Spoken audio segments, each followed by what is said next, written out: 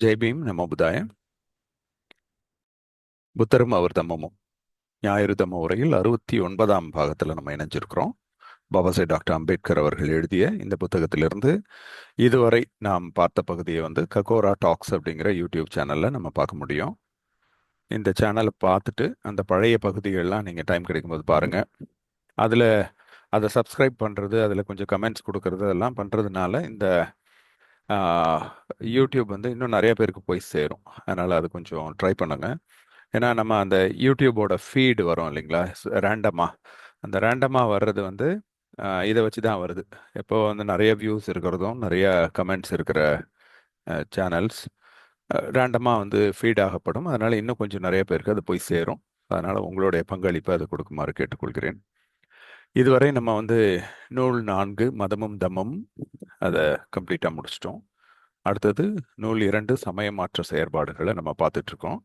இந்த சமய மாற்ற செயற்பாடுகளில் 8 பகுதிகள். அந்த 8 பகுதிகளில் 4 பகுதிகளை முடிச்சுட்டு 5வது பகுதியை நம்ம இப்போ துவக்க போகிறோம்.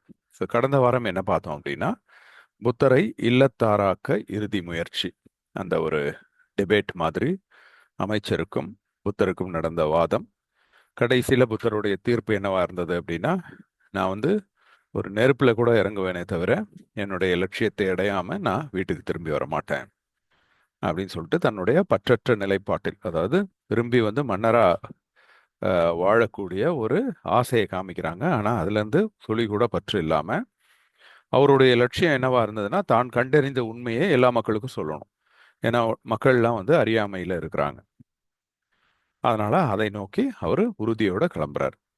அதே நிலைமையில தான் நம்மளும் இன்னைக்கும் இருக்கிறோம். இன்னைக்கும் நமக்கு நிறைய ஆசைகள் இருக்கும். நம்மளுடைய குடும்பம் இருக்கும், நம்மளுடைய செய்ய வேண்டிய கடமைகள் இருக்கும். ஆனா அதெல்லாம் தாண்டி உலகத்தை சுற்றி பார்க்கும்போது அங்க இருக்கக்கூடிய மக்களுடைய அறியாமையை நம்ம பார்க்க முடியுது.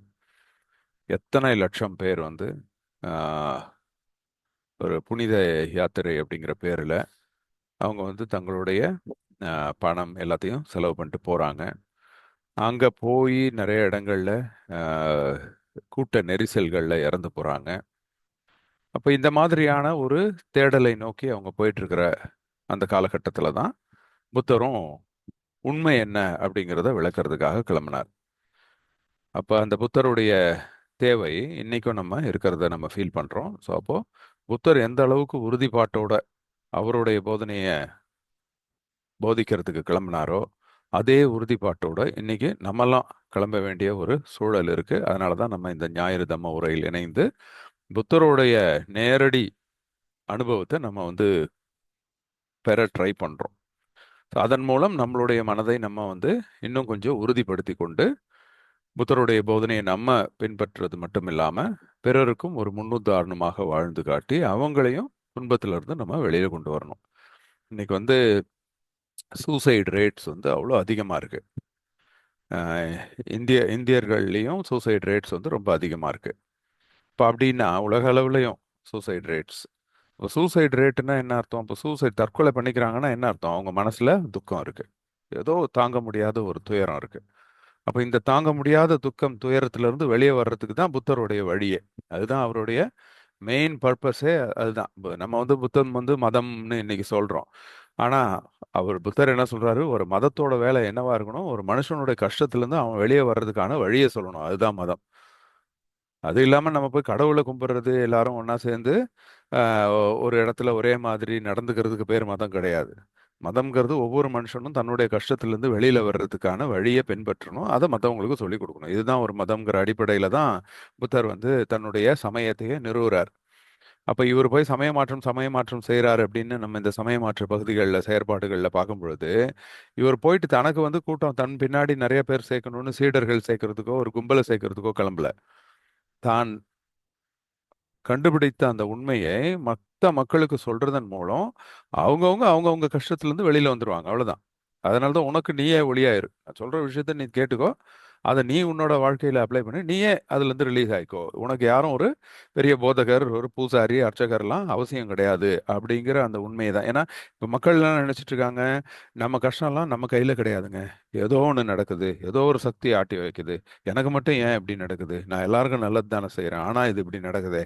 அப்ப மேல இருந்து எவனோ ஒருத்தன் நம்மள ஆட்டு வைக்கிறான் அப்படின்னு ஒரு இயல்பா நினைக்கக்கூடிய அந்த சூழல்ல, உடனே அப்ப மேல இருந்து ஒருத்தன் ஆட்டு வைக்கிறான், அவன் வந்து இப்படிதான் செய்யணும் அப்படிதான் செய்யணும்ட்டு நடுவுல கொஞ்சம் பேர் நுழைஞ்சுக்கிட்டு எல்லா மக்களையும் ஏமாத்த ட்ரை பண்றாங்க.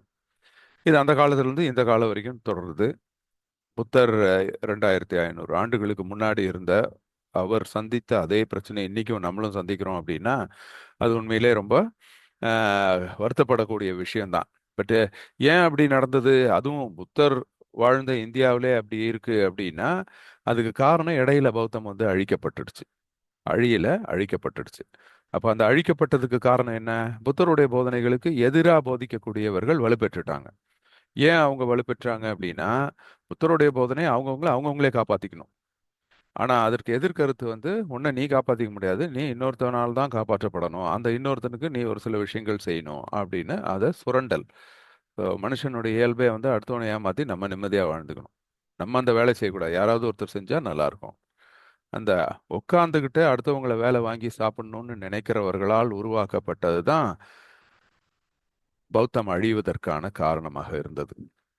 பௌத்த மறுவழியில இருந்திருந்தா நம்ம எல்லாருமே நம்ம வேலையை நம்ம செஞ்சுக்கிட்டு சந்தோஷமா இருப்போம். அடுத்தவங்களை யாரும் ஏமாத்த மாட்டோம். அடுத்தவங்க கிட்ட நம்ம யாரும் ஏமாற மாட்டோம். இதுதான் பௌத்தத்தின் அடிப்படை.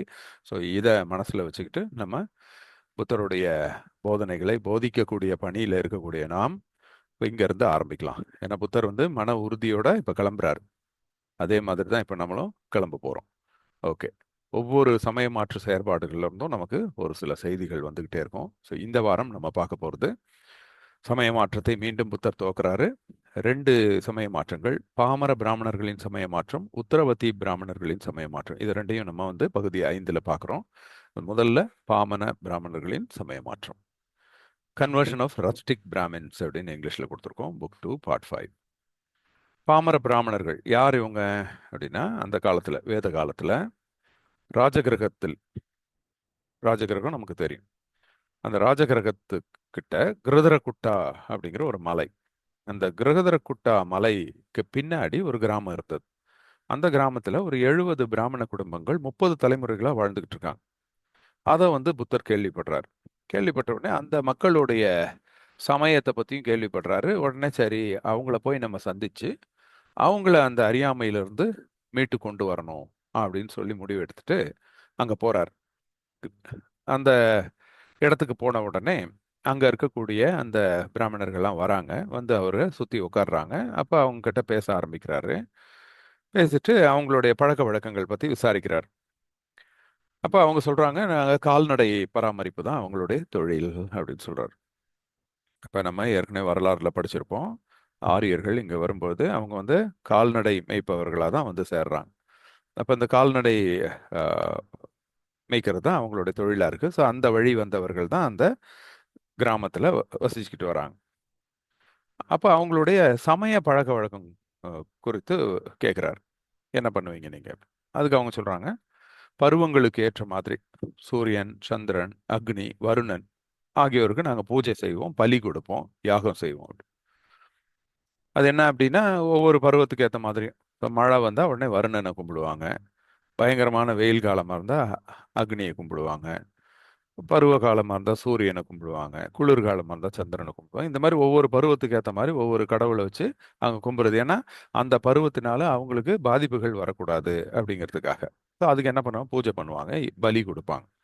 அந்த சக்தியை வந்து குளிர்விக்கிறதுக்காக பலி கொடுக்கறது அப்படிங்கிற பேர்ல இவங்களுடைய சமய செயல்பாடுகள் அப்படித்தான் இருந்தது. அது மட்டும் இல்லாம யாராவது செத்துட்டாங்கன்னா அவங்க வந்து சொர்க்கத்துல போய் பிறக்கணும், மறுபடியும் இந்த பூமியிலே பிறந்துடக்கூடாது, சொர்க்கத்துல போய் பிறக்கணுங்கிறதுக்காக ஒரு சில யாகங்கள், பிரார்த்தனைகள் எல்லாம், சடங்குகள்லாம் செய்வோம். இதுதான் எங்களுடைய சமய செயல்பாடுகள் அப்படின்னு சொல்றாங்க. இதை கேட்ட உடனே புத்தர் என்ன சொல்றாரு? இது வந்து ஒரு நம்பகமான வழி கிடையாது, இதனால உங்களுக்கு எந்த பலனும் கிடைக்காது. உண்மையான வழி என்ன அப்படின்னா நான் சொல்றேன், என்ன நீங்க பின்பற்றி வந்தீங்கன்னா உண்மையான வழியை அடைஞ்சிக்கலாம். அப்போ வந்து அதுல நிம்மதியா இருக்கும். நீங்க வந்து அந்த நிம்மதியை அடையறதுக்கு துறவியாகி புலனடக்கத்தை பின்பற்றுவது தான் உண்மையான வழி. அதை வந்து நான் சொல்லித்தரேன் அப்படிங்கிறார். அதாவது உண்மையற்றதை உண்மை, ஒரு பொய்யான விஷயத்த உண்மைன்னு நினைச்சுக்கிட்டு போறவனும், அதே மாதிரி உண்மையான விஷயத்த பொய்ன்னு நினைக்கிறதும், இது ஒரு முரண்பட்ட கருத்துக்களை கொண்டு இருக்கிறது வந்து ஒருத்தருக்கு எந்த ஒரு பலனையும் அளிக்காது. உண்மையை உண்மைன்னு தெரிஞ்சுக்கிட்டா மட்டும்தான் அதனால் கிடைக்கக்கூடிய பலன் நமக்கு கிடைக்கும். இல்லைன்னா நம்ம அதை இக்னோர் பண்ணிடுவோம். அதே மாதிரி பொய்யை நம்ம உண்மைன்னு நினைச்சிட்டோம் அப்படின்னா அது பின்னாடி போய் ஏமாந்து போயிடுவோம். அப்போ எது உண்மை எது பொய் அப்படின்னு பகுத்தறியக்கூடிய ஒரு அறிவு ஒரு மனுஷனுக்கு வந்துருச்சுன்னா அவனுக்கு வந்து அது பலன் கிடைக்கும். அந்த அறிவு இல்லாம முரண்பட்ட கருத்து, உண்மையை பொய்ன்னு நினைக்கிறது பொய்யை உண்மைன்னு நினைக்கிற ஒரு முரண்பட்ட கருத்து இருந்ததுன்னா அவனுக்கு எந்த ஒரு பலனுமே கிடைக்காது. லாஜிக். அப்போ உண்மையை உண்மைன்னும் பொய்யை பொய்ன்னும் யார் ஒருத்தர் உணர்றாங்களோ அதுதான் ஒரு நேர்மையான செயல். அதுதான் உங்களுக்கு பலன் அளிக்கும். இப்போ இந்த கான்டெக்ட்ல எதுக்கு சொல்றாரு அப்படின்னா, சரி அவன் வந்து ஒருத்தர் செத்துட்டாங்கன்னா உடனே போய் சொர்க்கத்துல பிறப்பாங்க அப்படிங்கிறதுக்காக அவங்க போதனைகள் செய்றாங்க. அப்போ சொர்க்கங்கிறது அங்க ஏதாவது இருக்குதா? யாராவது பார்த்துருக்காங்களா? கிடையாது. அப்போ அது ஒரு பொய். ஆனா அதை உண்மைன்னு நினைச்சு இவங்க அதுக்காக ஏங்கிக்கிட்டு அதுக்காக சில செயல்களை செஞ்சுக்கிட்டு இருக்காங்க. அதே மாதிரி மறுபிறவி, மறுபிறவின்னு ஒண்ணு இருக்கா இல்லையான்னு யாருக்கு தெரியும்? அது யாரும் பார்த்ததும் கிடையாது. அப்படி இல்லாத ஒண்ண இவங்க இருக்குன்னு நினைச்சுக்கிட்டு அந்த மறுபிறப்பு இந்த பூமியில வந்துடக்கூடாது, வேற ஒரு இடத்துல வரணுங்கிறதுக்காக ஒரு சில யாகங்கள் சடங்குகள் செஞ்சுக்கிட்டு இருக்கிறதுனா எவ்வளவு பெரிய அது முட்டாள்தனம். இதனால என்ன பலன் இருக்கும் அப்படிங்கறத தான் அங்க புரிய வைக்கிறார். இப்போ பிறப்பு இறப்பு பத்தி பேசும்போது, இறப்புங்கிறது எல்லாருக்கும் இருக்கிறது தான். அதுல இருந்து யாருமே தப்ப முடியாது. பிறப்புன்னு ஒண்ணு இருந்துச்சுனாலே இறப்பு கண்டிப்பா இருக்கும். இதை நம்ம உணரணும். அப்ப இந்த பிறப்பு இறப்பு ரெண்டையுமே தவிர்க்கணும். ஏன்னா பிறப்புன்னு வந்துச்சுன்னா இறப்பு கண்டிப்பா தான் இருக்கும். அப்ப நீங்க தவிர்க்கணும்னு நினைச்சீங்கன்னா பிறப்பு இறப்பு ரெண்டையுமே தவிர்க்கணும். அப்படி ரெண்டையும் தவிர்க்கக்கூடிய ஒரு மனநிலை உங்களுக்கு இருக்கும் அப்படின்னா அது வந்து சமய கோட்பாடுகள்ல ஈடுபடுத்திக்கிட்டு அதனுடைய உண்மைத்தன்மையை நீங்க புரிஞ்சுக்கிட்டா மட்டும்தான். அந்த பிறப்பு இறப்புங்கிறத எப்படி நம்ம புரிஞ்சுக்கணுங்கிறத சமய கோட்பாடுகள்ல ஈடுபடுத்திக்கிட்டா மட்டும்தான் நமக்கு புரியும். உடனே அந்த பிராமணர்கள் சரி அது என்னதான் அப்படின்னு நம்ம கேட்போமே. சரின்னு சொல்லிட்டு நீங்க சொல்ற மாதிரி நாங்க கேட்குறோம். நாங்களும் வந்து உங்க சங்கத்துல சிரமணர்களா சேர்ந்துக்கிறோம்.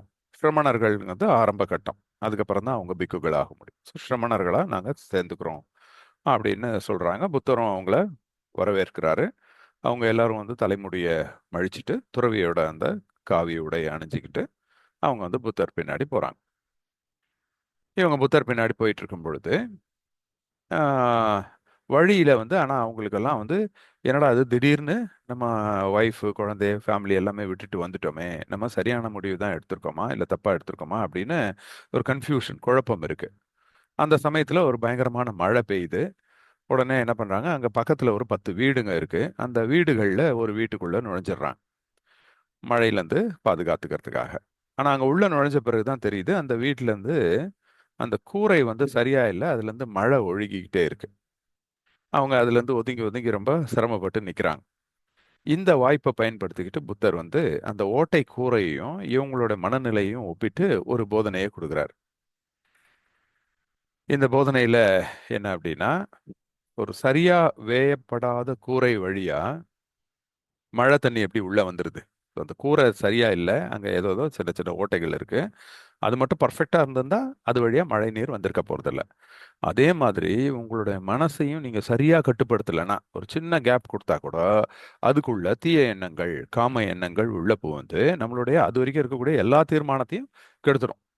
அதனால தான் நம்ம இப்போ இந்த பஞ்சசீலத்தை பின்பற்றுறோம் அப்படின்னா அந்த பஞ்சசீலத்தை பின்பற்றும் போது ஏதாவது ஒரு சீலத்தை லேசா கொஞ்சம் நம்ம தளர்த்திக்கலாம் அப்படின்னு நம்ம நினைச்சா கூட அது அது சின்ன ஓட்டம் மாதிரி தான், அது வழியா எல்லாமே உள்ள வந்துடும். அப்புறம் எல்லாத்தையுமே நினைச்சிரும். எல்லா சீலத்தையும் நம்ம கடைபிடிக்க முடியாம போயிடும். ஆக அந்த ஐந்து பஞ்சசீலம் அப்படின்னா அந்த பஞ்சசீலத்தை பர்ஃபெக்டா நம்ம கவனிச்சுட்டு வந்தோம்னா மட்டும்தான் நமக்கு அதுக்கான பலன் கிடைக்கும்.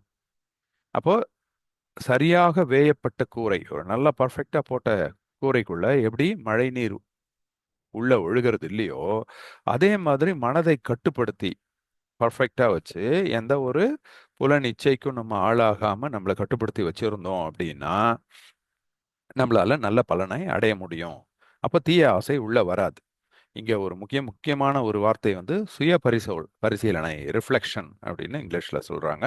சுய பரிசீலனை அதாவது என்ன அப்படின்னா புத்தருக்கு தெரியும் நம்ம எடுத்த உடனே இன்னைக்கு ஓகே பஞ்சசீலம் பின்பற்றுறோம் அப்படின்னு முடிவு பண்ண உடனே நாளையிலேருந்து பர்ஃபெக்டா பஞ்சசீலத்தை பின்பற்ற முடியாது. அது நம்மளும் ஃபர்ஸ்ட் பின்பற்றணும்னு நினைக்கிறவங்களும் புரிஞ்சுக்கணும். பின்பற்றணும்னு நினைச்சு ஒரு நல்ல முடிவை எடுத்துக்கிட்டு வரவங்க கூட இருக்கிறவங்களும் புரிஞ்சுக்கணும். கூட இருக்கிறவங்க தான் மெயினா வந்து அதை அட்டாக் பண்ணுவாங்க. என்ன பெரிய புத்தர்னு சொன்னேன், பஞ்சசீலத்தை பின்பற்றுறேன்னு சொன்னேன், இப்போ இந்த மாதிரி பண்றியே அப்படின்னு நம்மள குத்தி குத்தி காமிப்பாங்க. நமக்கே அதுல நம்பிக்கை போயிடும். ஓ, நம்மளால முடியாது போல இருக்குன்னு சொல்லிட்டு நம்ம மனம் தளர்ந்துடக்கூடாது.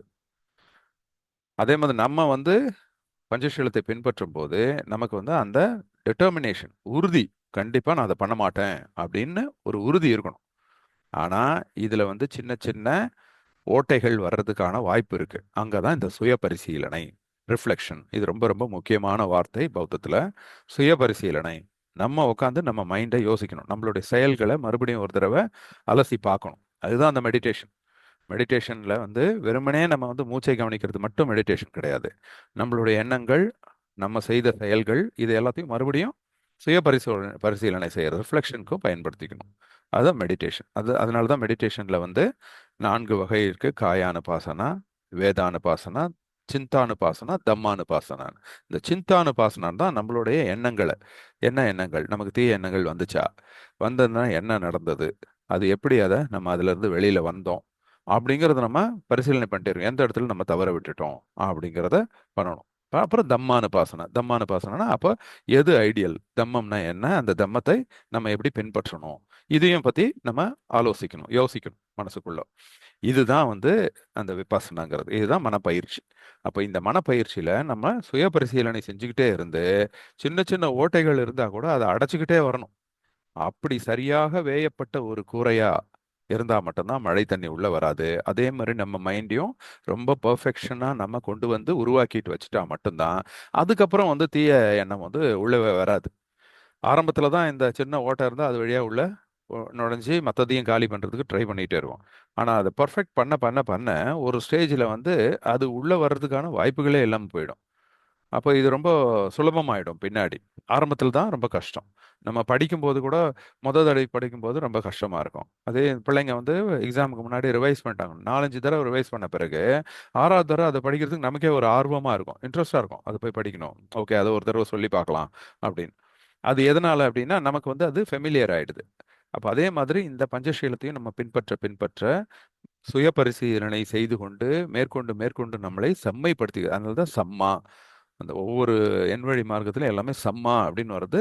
சம்மா, சம்மாங்கிறது பர்ஃபெக்ஷன், செம்மைப்படுத்துதல். அப்ப திருப்பி திருப்பி அதை ட்ரை பண்ண பண்ண தான் அது செம்மையாகும்.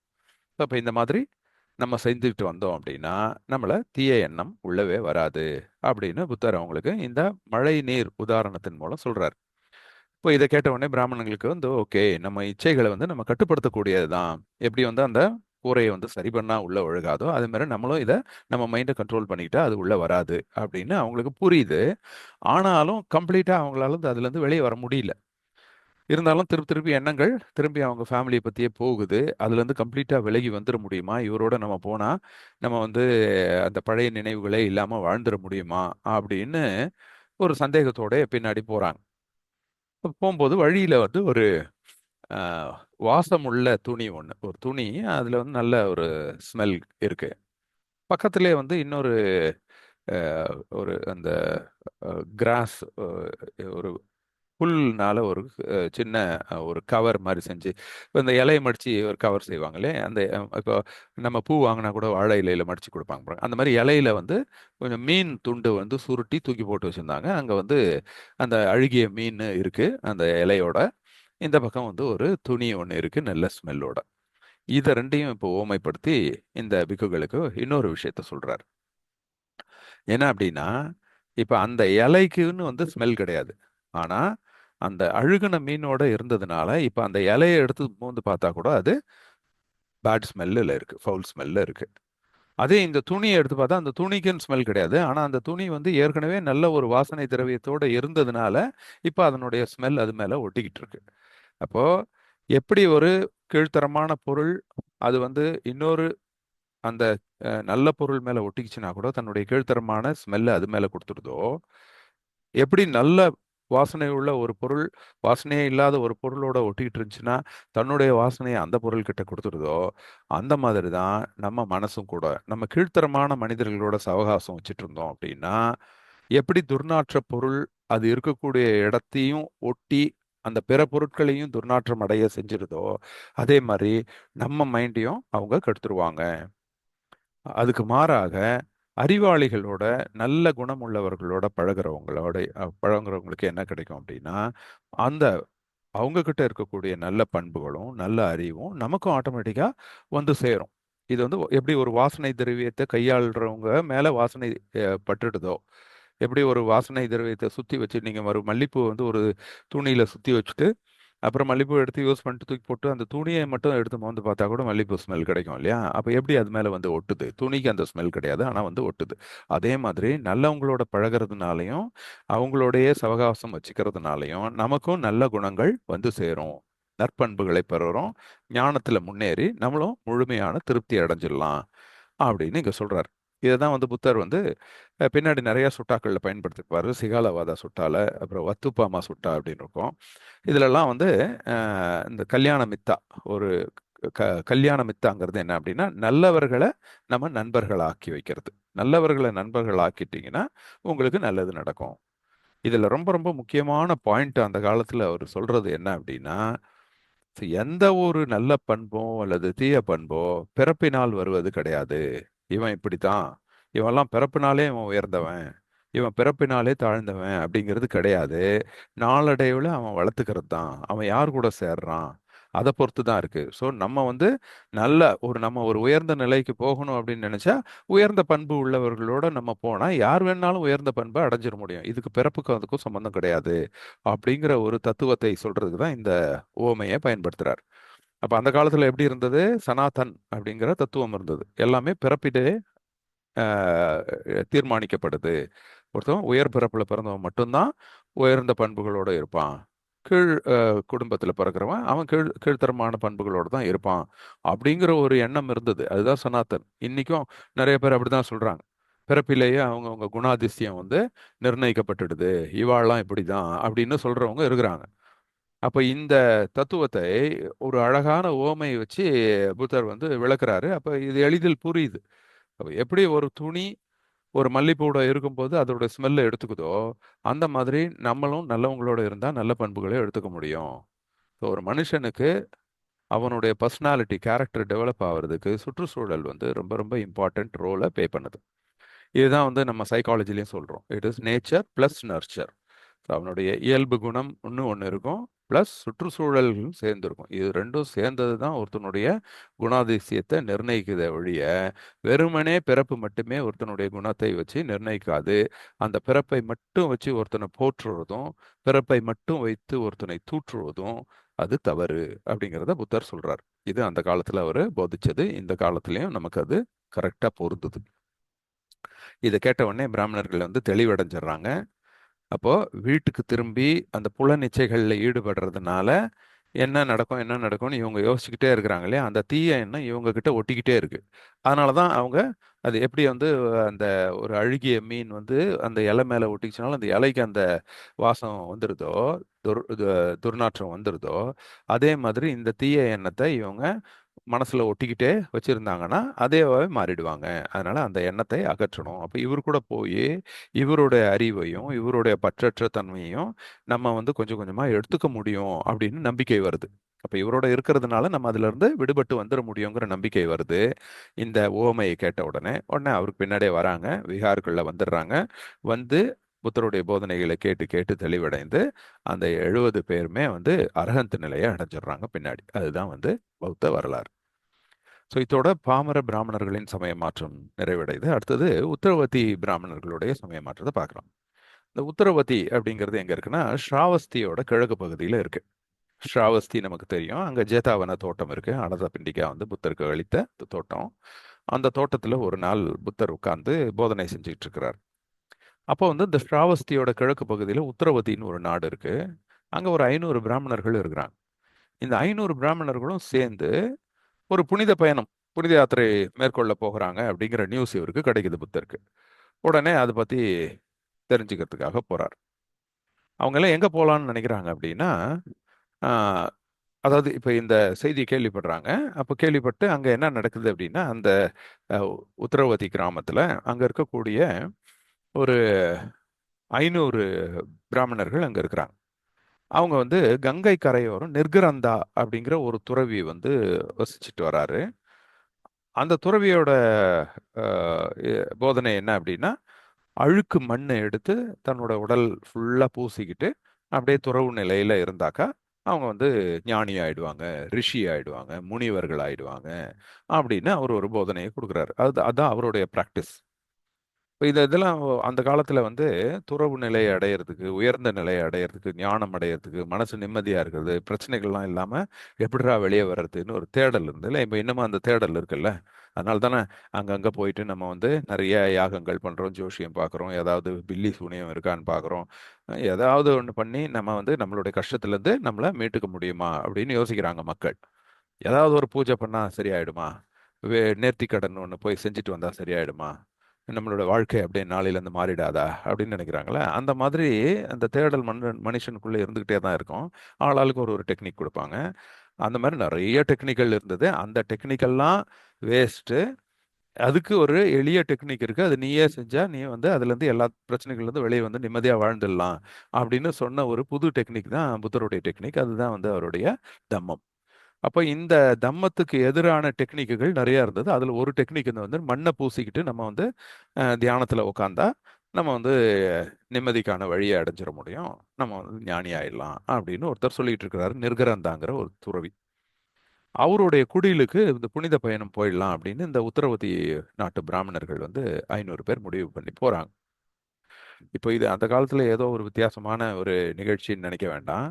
இன்னமும் அந்த மாதிரியான இதை வந்து நம்ம பார்க்க தான் செய்கிறோம்.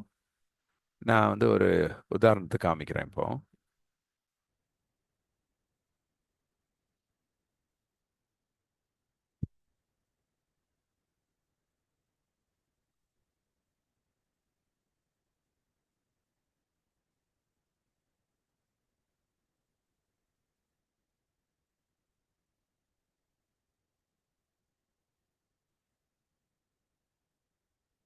ஓகே, இப்போ என்னோட ஸ்க்ரீன் தெரியுதுங்களா?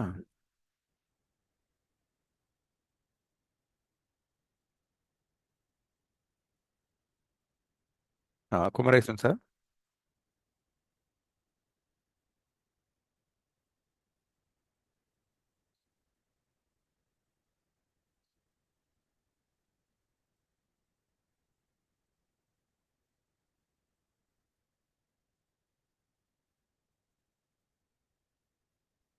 இது ஒரு துறவி, ஹரியானால இருக்கிறாரு.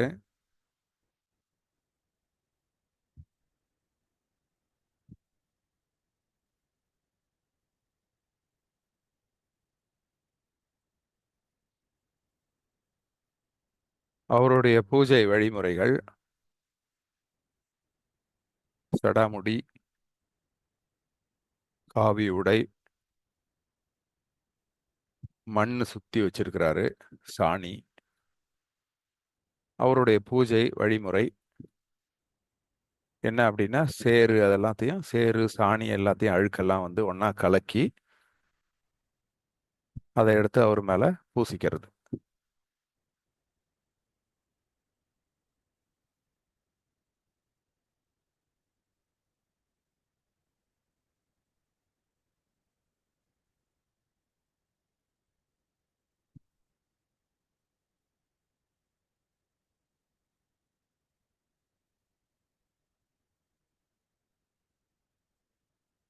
இந்த மாதிரி வந்து நம்ம இந்த காலத்துலயும் பார்க்குறோம்.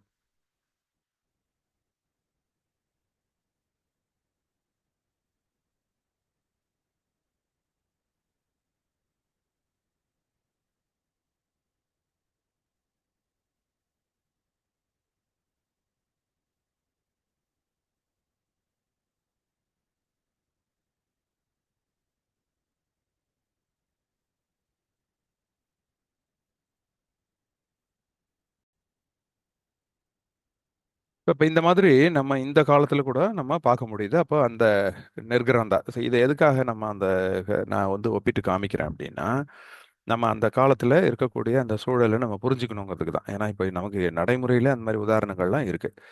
இப்போ நான் காமிச்ச அந்த துறவி பேர் வந்து செயின்ட் பாபா சர்பாங்கி. அவர் வந்து வாரணாசி உத்தரப்பிரதேசத்துல இருக்கிறவர். அந்த மாதிரியான ஒரு துறவி அந்த காலத்துல கங்கை ஆற்றுக்கரையோரம் இருந்திருக்கிறாரு. அவரை பார்க்கறதுக்கு இந்த உத்தரவத்தி கிராம மக்கள் போறாங்க, பிராமணர்கள்.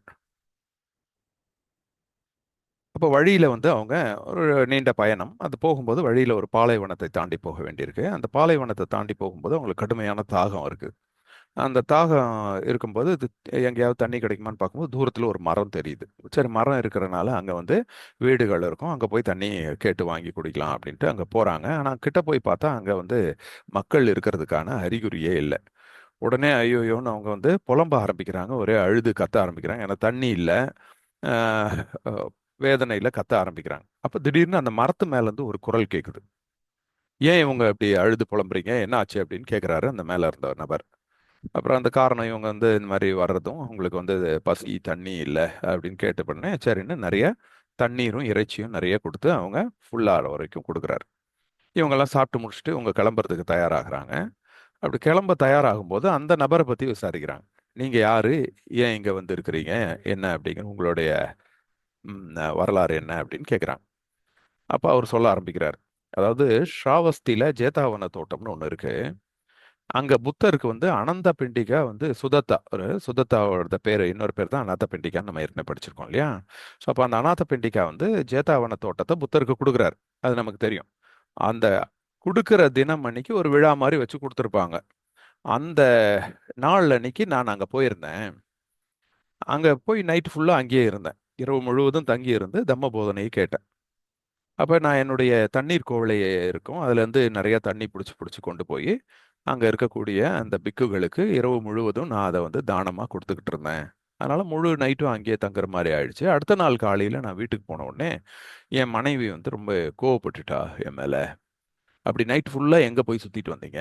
அப்படி என்ன வீட்ல வந்து ஒரு தொல்லை இருந்துச்சு உங்களுக்கு? இந்த வீட்டு தொல்லையில இருந்து தப்பிக்கிறதுக்காக நீங்க நைட்டு வேளையில ஃபுல்லா வெளியில இருந்தீங்க அப்படின்னு கேட்டாங்க.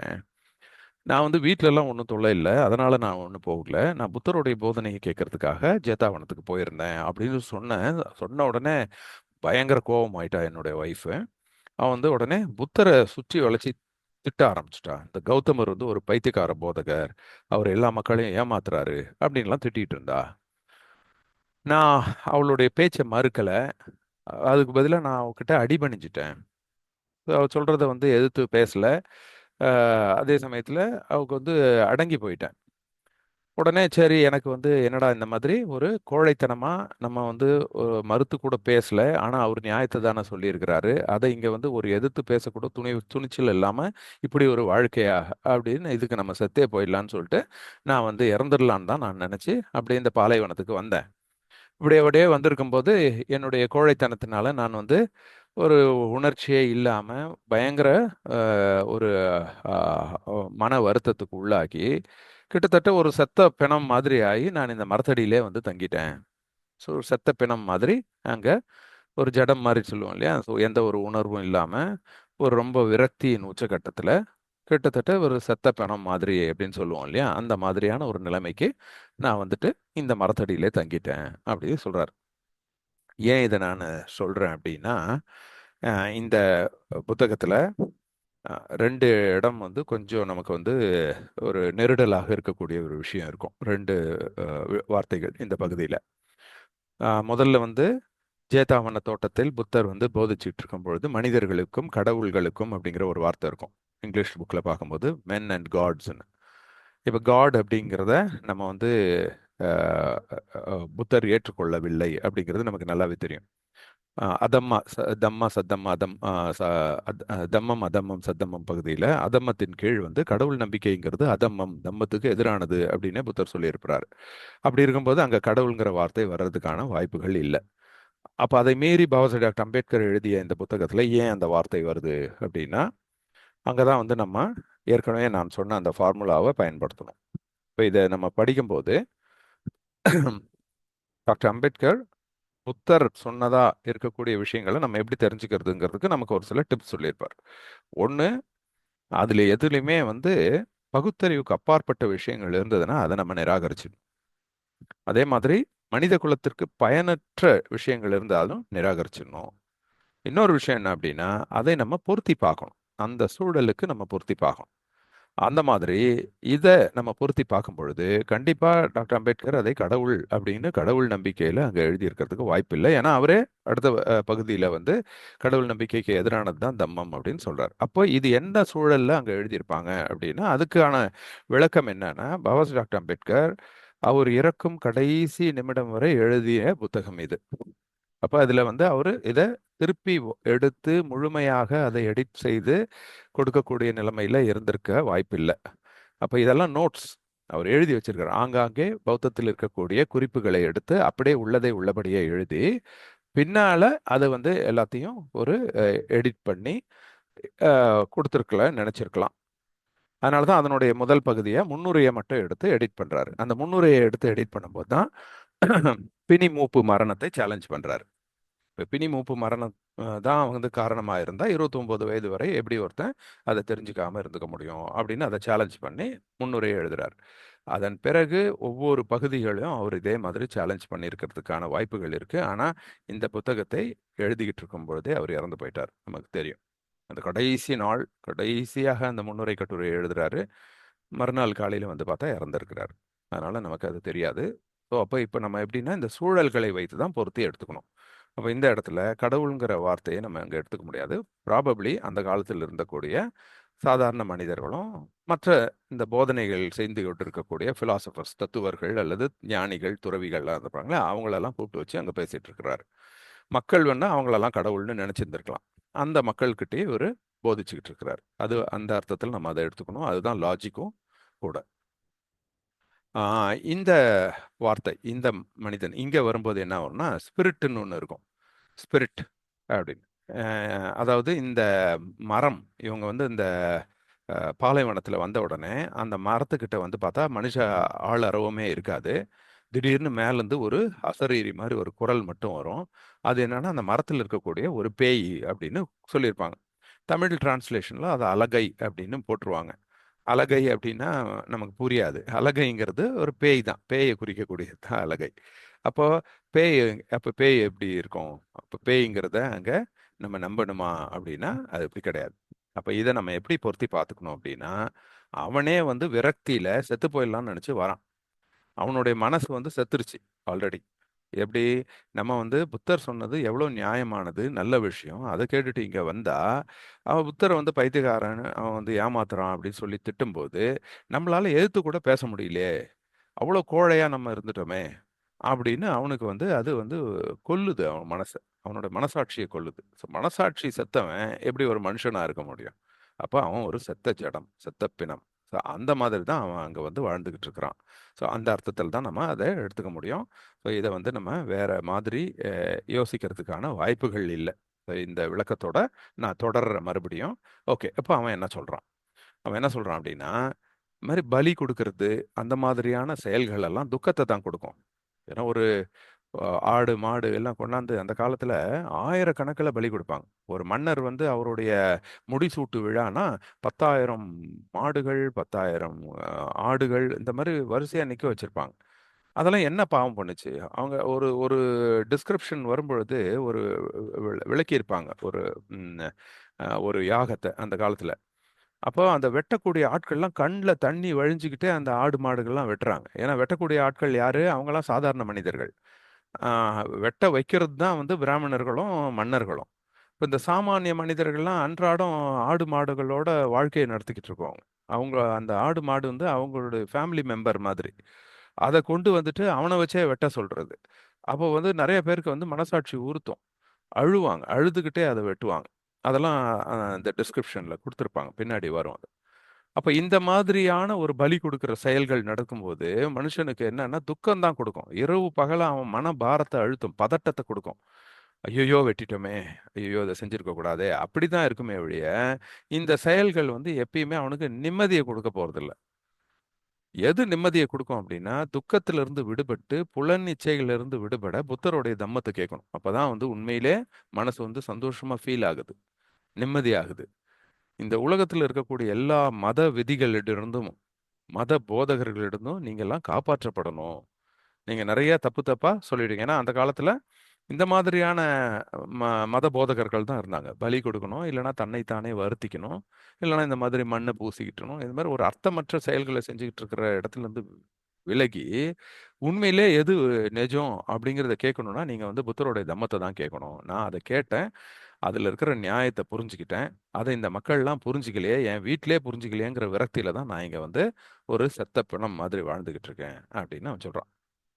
இதை கேட்ட பிராமணர்களுக்கு வந்து ஒரு ஆர்வம் வந்துடுது. ஆஹா, அப்படின்னா இந்த புத்தரையை நம்ம போய் பார்த்துருவோம், ஸ்ராவஸ்திக்கே போயிடலாம் அப்படின்ட்டு அங்க கங்கை ஆற்றுக்கரை போய் அந்த நிர்கரந்தாவை சந்திக்கிற அந்த ஐடியாவை அவங்க கைவிட்டுறாங்க. நேரா ஸ்ராவஸ்திக்கு போயிடுறாங்க. போயிட்டு அங்க வந்து புத்தரை சந்திக்கிறாங்க.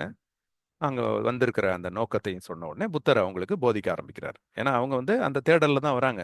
போய் நிர்கரந்தா கிட்ட போய் அந்த டெக்னிக்கை கத்துக்கிட்டு வந்து தாமளும் வந்து சாம்பல்லாம் பூசி மண்ணை பூசிக்கிட்டு நிம்மதியா வாழ முடியுமான்ற வழியை, நம்மளுடைய வாழ்க்கையை முன்னேற்றிக்க முடியுமாங்கிறதுக்காக தான் அவங்க ட்ரை பண்ணாங்க. அதை புத்தர்கிட்ட சொன்ன உடனே அப்போ அவர் போதிக்க ஆரம்பிக்கிறார். ஓகே, இன்னும் இவங்க வந்து வாழ்க்கையில நிம்மதியா வாழ்றதுக்கான ஒரு வழிமுறையை தேடி வந்திருக்கிறாங்க.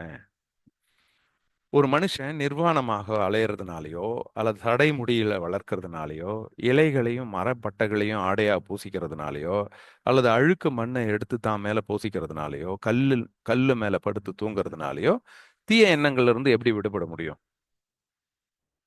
தீய எண்ணங்களுக்கும் அதுக்கும் ஏதாவது சம்மந்தம் இருக்கா? நிர்வாணமா போறதுனால தீய எண்ணத்துல இருந்து வெளியே வந்துட முடியுமா? சடைமுடியை வளர்க்கறதுனால தீய எண்ணத்துல இருந்து வெளியே வந்துட முடியுமா?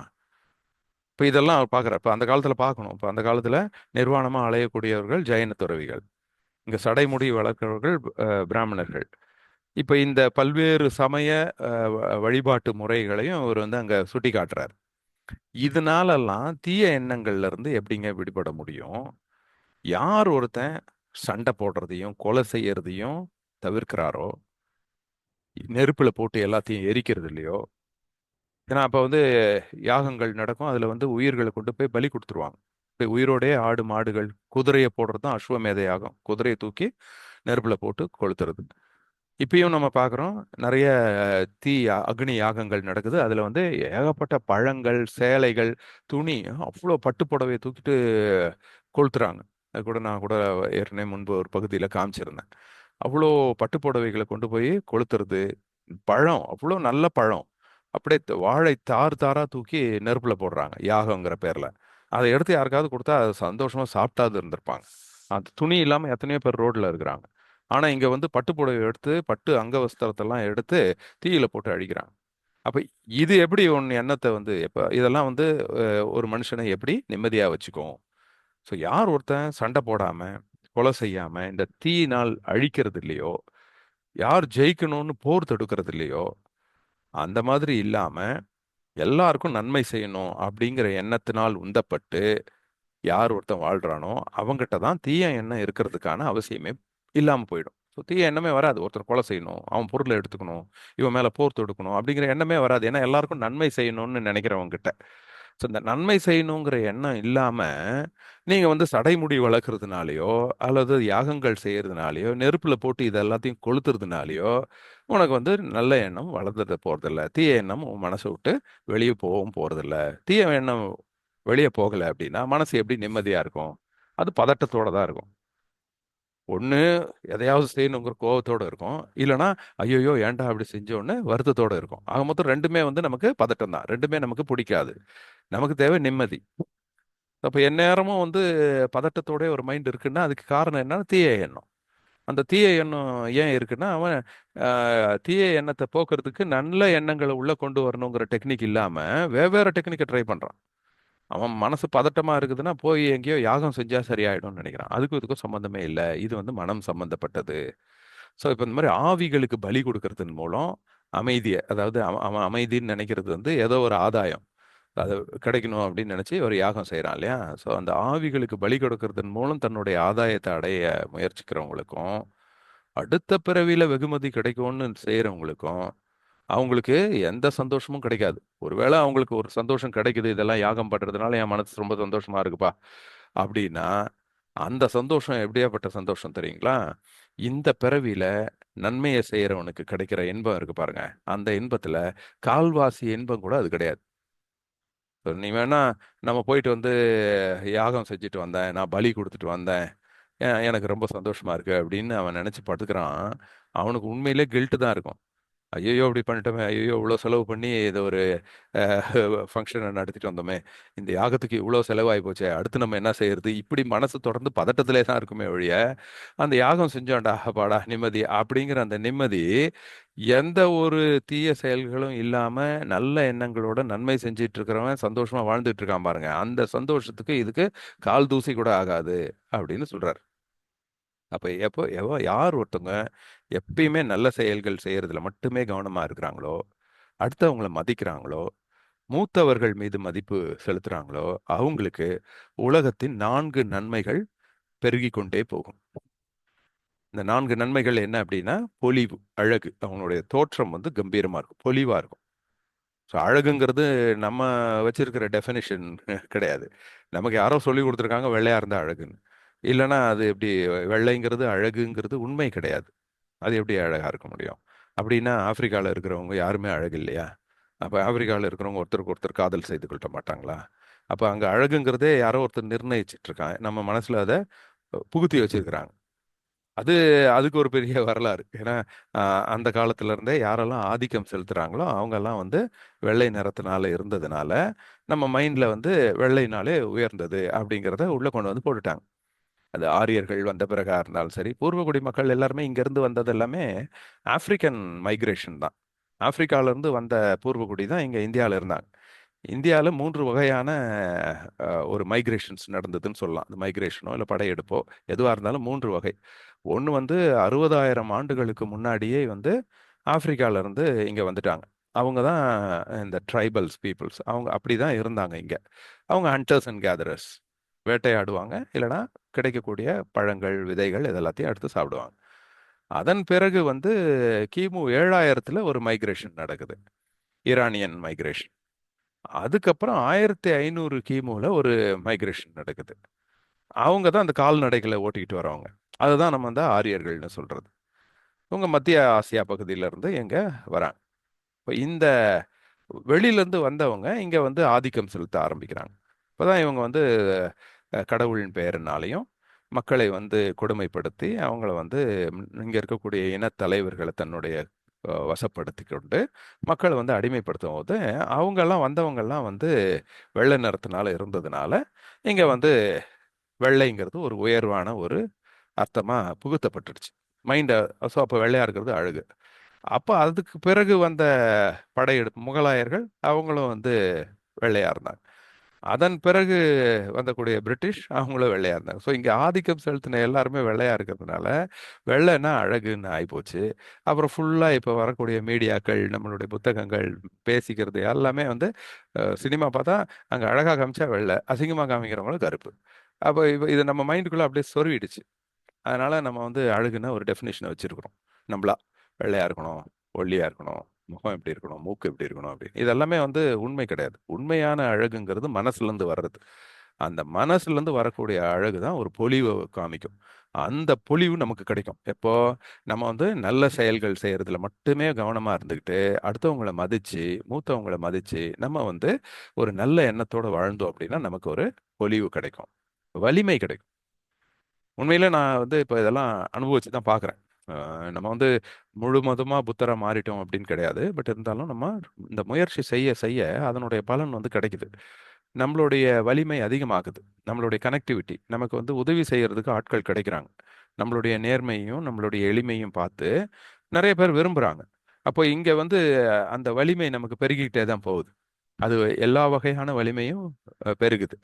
அது வந்து பொருள் பலமா இருந்தாலும் சரி, மக்கள் பலமா இருந்தாலும் சரி, நம்மளுடைய மன வலிமையா இருந்தாலும் சரி, எல்லாமே பெருகுது. அப்போ அடுத்தது ஆயுள். நமக்கு ஆயுள் நீடிக்கும். யோசிச்சு பாருங்க.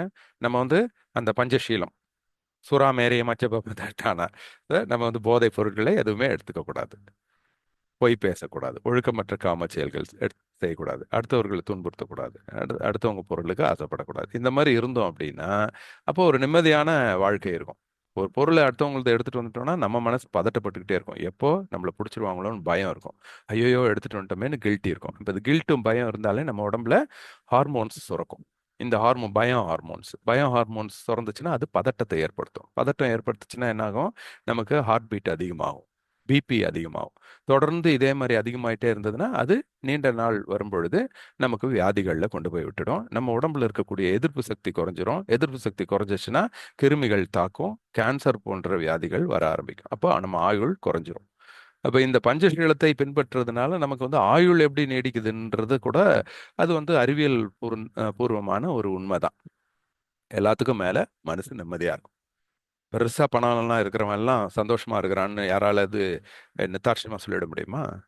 பணமே இல்லாதவங்க கூட நிம்மதியா இருப்பாங்க. அப்ப நிம்மதிங்கிறது பணத்திலேயோ பொருட்கள்லையோ அடுத்தவங்க நம்மகிட்ட நடந்துக்கிற விதத்திலேயோ அதெல்லாமே கிடையவே கிடையாது. நம்ம மனசு சார்ந்தது. இந்த மனசு எப்பயுமே நல்ல செயல்கள் மட்டும் செய்யணும் அப்படின்னு கவனமா இருந்துச்சுன்னா அது நிம்மதியா இருக்கும். அவங்களுக்கு வந்து ஒரு இழப்பு நடந்தா கூட அதை வந்து அவங்க ஏற்றுக்கொள்வாங்க. ஐயோயோன்னு புலம்பிக்கிட்டு இருக்க மாட்டாங்க. அத்தகைய ஒரு மனது அப்ப கூட நிம்மதியா இருக்கக்கூடிய ஒரு சூழலை வந்து நம்ம மைண்டு கொடுத்துரும். இதுதான் வந்து தம்மம்.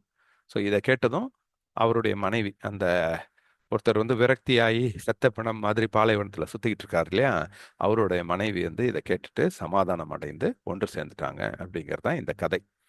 இது எப்படி நடந்திருக்கும் அப்படின்னா, ப்ராபப்ளி அவங்க மனைவி வந்து இந்த போதனை நடந்துட்டு இருக்கும்போது அவங்க கலந்துருக்கலாம். இல்ல இந்த பிராமணர்கள் போய் அந்த மனைவி கிட்ட அவர் கணவரை பத்தி சொல்லி இருந்திருப்பாங்க. சொல்லி இதனுடைய நியாயத்தை சொன்ன பிறகு அவங்க வந்து கரெக்டு தானே, ஒரு பஞ்சசீலத்தை பின்பற்றக்கூடிய ஒரு நபரை எந்த மனைவி தான் விரும்ப மாட்டா? நீங்களே சொல்லுங்க. அஹ்? பொய் பேச மாட்டாங்க, ஒழுக்கமற்ற காம செயல்களை செய்ய மாட்டாங்க, போதையை எடுத்துக்க மாட்டாங்க. அருமையான இந்த பண்புகள் உள்ள ஒரு ஆணை எல்லா மனைவி விரும்ப தானே செய்வாங்க. அப்ப இந்த நபர் வந்து இதை தானே நல்லதுன்னு சொல்லி இருக்கிறாரு. அத அத வந்து நல்லதுன்னு சொல்லி பின்பற்ற நினைச்ச மனுஷனை நம்ம வெளியே விரட்டி விட்டோமேன்னு அந்த மனைவி வந்து உண்மையிலே கில்ட்டி ஆகி ஃபீல் பண்ணி அதுக்கப்புறம் அதனுடைய நியாயத்தை உணர்ந்து ரீகன்சைல் ஆயிட்டாங்க. அதாவது சமாதானம் அடைந்து சமரசம் ஆயிட்டாங்க அப்படிங்கிறது தான் இந்த கதை. ஸோ இந்த கதையிலிருந்து நமக்கு நிறைய விஷயங்கள் தெரிஞ்சிருக்கும். இது எல்லாமே பௌத்தத்தில் இருக்கக்கூடிய உண்மை சம்பவங்கள். அதை அடிப்படையாக அப்படியே கால ஓட்டத்தில் வந்து நமக்கு திருப்பிட்டக்கத்தில் வெவ்வேறு பகுதிகளில் சுட்டாக்களா தொகுத்து வழங்கி இருக்கிறது தான் பாபா சாஹேப் டாக்டர் அம்பேத்கர் எடுத்து அங்கங்க அதை நம்ம பிரிவுகளாக பிரித்து நமக்கு கொடுத்துருக்கிறாரு. இனி நம்ம அடுத்த வாரம் என்ன பார்க்க போறோம் அப்படின்னா, இந்த 5வது பகுதியை முடிச்சிட்டோம் கம்ப்ளீட்டா. 6வது பகுதியில் ஏழைகளின் சமய மாற்றம். இதுக்கு முன்னாடி நம்ம வந்து வளமானவர்களின் சமய மாற்றத்தை பார்த்தோம். நிறைய மன்னர்கள், பணக்காரர்கள், மருத்துவர்கள் எல்லாம் பார்த்தோம். இப்போ வந்து ஏழைகளின் சமய மாற்றத்தை நம்ம பார்க்க போறோம். மீண்டும் அடுத்த வாரம் நான் வந்து உங்களை சந்திக்கிறேன். ஜெய் பீம், நமோ புதாய.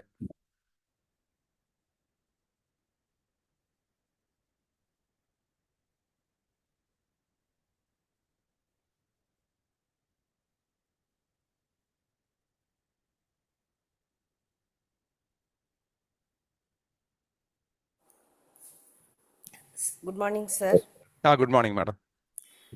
ஒரு சின்ன எக்ஸ்ப்ளனேஷன் எனக்கு வேணும் சார். கொடுங்க மேடம். அதாவது என்னுடைய ஃப்ரெண்டு கிட்ட பேசுகிறப்ப நான் என்ன சொல்லிட்டு இருந்தேன்னா, வந்து நம்மால தான் எல்லாமே நடக்கும், நம்ம இருக்கிறதுனால தான், ஃபார் எக்ஸாம்பிள் நான் இருக்கிறதுனால தான் என் பிள்ளைகள்லாம் நல்லா இருக்கிறாங்க, நான் இருக்கிறதுனால தான் என் குடும்பம் வந்து ஒரு இதில் இருக்குன்ற மாதிரி நம்ம எல்லாத்துக்குள்ளாரையும் ஒரு தற்பெருமை இருக்கு இல்லையா, தற்பெருமை அல்லது ஒரு கான்ஃபிடென்ஸ்னு எடுத்துக்கலாம், இருக்கு இல்லையா, அது மாதிரி கிடையாது. நம்ம இல்லைனாலும் உலகத்தில் நடக்க வேண்டிய விஷயம் நடக்கும், நம்ம குடும்பத்தில் நடக்க வேண்டிய விஷயங்கள் எல்லாமே இயல்பாக நடக்கும்னு நான் சொன்னேன். அதுக்கு வந்து என்னுடைய ஃப்ரெண்டு என்ன சொல்கிறாங்கன்னா, அப்படி கிடையாது, அவருடைய அனுபவத்தில் வந்து அவருக்கு தெரிஞ்ச ஒரு நண்பரோட வந்து இறந்துட்டாரு. இறந்தப்புறம் அவ்வளோ செழிப்பாக அவ்வளோ நல்லா இருந்த குடும்பம் வந்து அவ்வளோ கஷ்டப்படுது இன்னைக்கு. அப்போனாக்கா ஒருத்தரோட இழப்பு வந்து ஒரு இடத்துல அந்த இடத்துல ஒரு பாதிப்பை ஏற்படுத்த தானே செய்யுது. அது எப்படி எல்லாமே நீ நடக்கிற விஷயங்கள்லாம் தானாக நடக்கும்னு நீ சொல்கிறேன்னு என்கிட்ட கேட்டாங்க. எனக்கு தெரிஞ்ச வகையில் சில விளக்கங்களை நான் சொன்னேன். பட் உங்ககிட்டேருந்து அதுக்கு நான் எக்ஸ்ப்ளனேஷன் கேட்குறேன் சார். Okay madam.